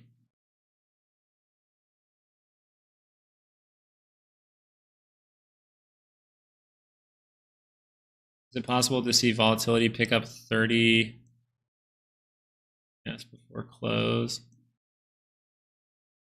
I mean, right now you're seeing this. It's back by the center line. You're not beating the previous high. You're testing it, right? Right? When you cross up, you test the previous high a lot of the time, or you go make a new one, or right now you're technically making a lower high, right? But we're testing the high. If this curls back down, it's not looking good. So you could probably even go into a 15-minute and see if this curls back down. That's going to be probably a confirmation, if you can break through the lows, that you're going to see a dramatic downturn in volatility. When you want to go long on, say, HYG, you need to be paying attention to the signals earlier. You're a couple days behind, right? And that's nothing against you. This is kind of a hard play, kind of a difficult play. because all it did was cross up once and go. My strategies would say I like to wait for momentum to die out to make sure that trend is reversing. But as of right now, you just got this one crossing up here at the end of the day, actually right before that, right here on this green bar, and then it just went. But maybe you looked at the SPY and you noticed that divergence at the same time. That's what you can pay attention to. So what would we look at? So like paying attention to two things at the same time. So I know it's about HYG, but I want you to see what we're doing with the VIX. So the VIX looks like on the 15-minute, I could cross down into negative territory and I could see a negative move for volatility. The 30-minute is right by the center line. Where's the 2-hour at? It's still up there, right? It's still up there, but I have divergences up here on the 2-hour, so that can start to roll down. We have divergences all across this on a 2-hour. But it's still far away from the center line, so volatility can stay. But what am I noticing on the 15-minute for the SPY at the same time? So this looks like it could roll into negative territory. If that happens, what would I want to do? Maybe I immediately want to see what the SPY is doing. Maybe I want to look at what the SPY is doing. So if the SPY rolls up and the VIX rolls down at the same time, that would be a few reasons. Right? Very, very good. The Dow, I think, is another convincing thing that we're probably seeing some kind of trap here. We're starting to see momentum die out. Don't think it can't continue. You don't have good divergences here, right? It can continue. What do we do when we see a big move down? We gravitate towards the center line. Look at this. We gravitate a little towards the center line. We drop down. We gravitate towards that center line. We drop down. Well, maybe this is all a flag that drops down, and then we do something like this. We really taper off. We create a divergence. That's the style of things that I do. And it works very, very well.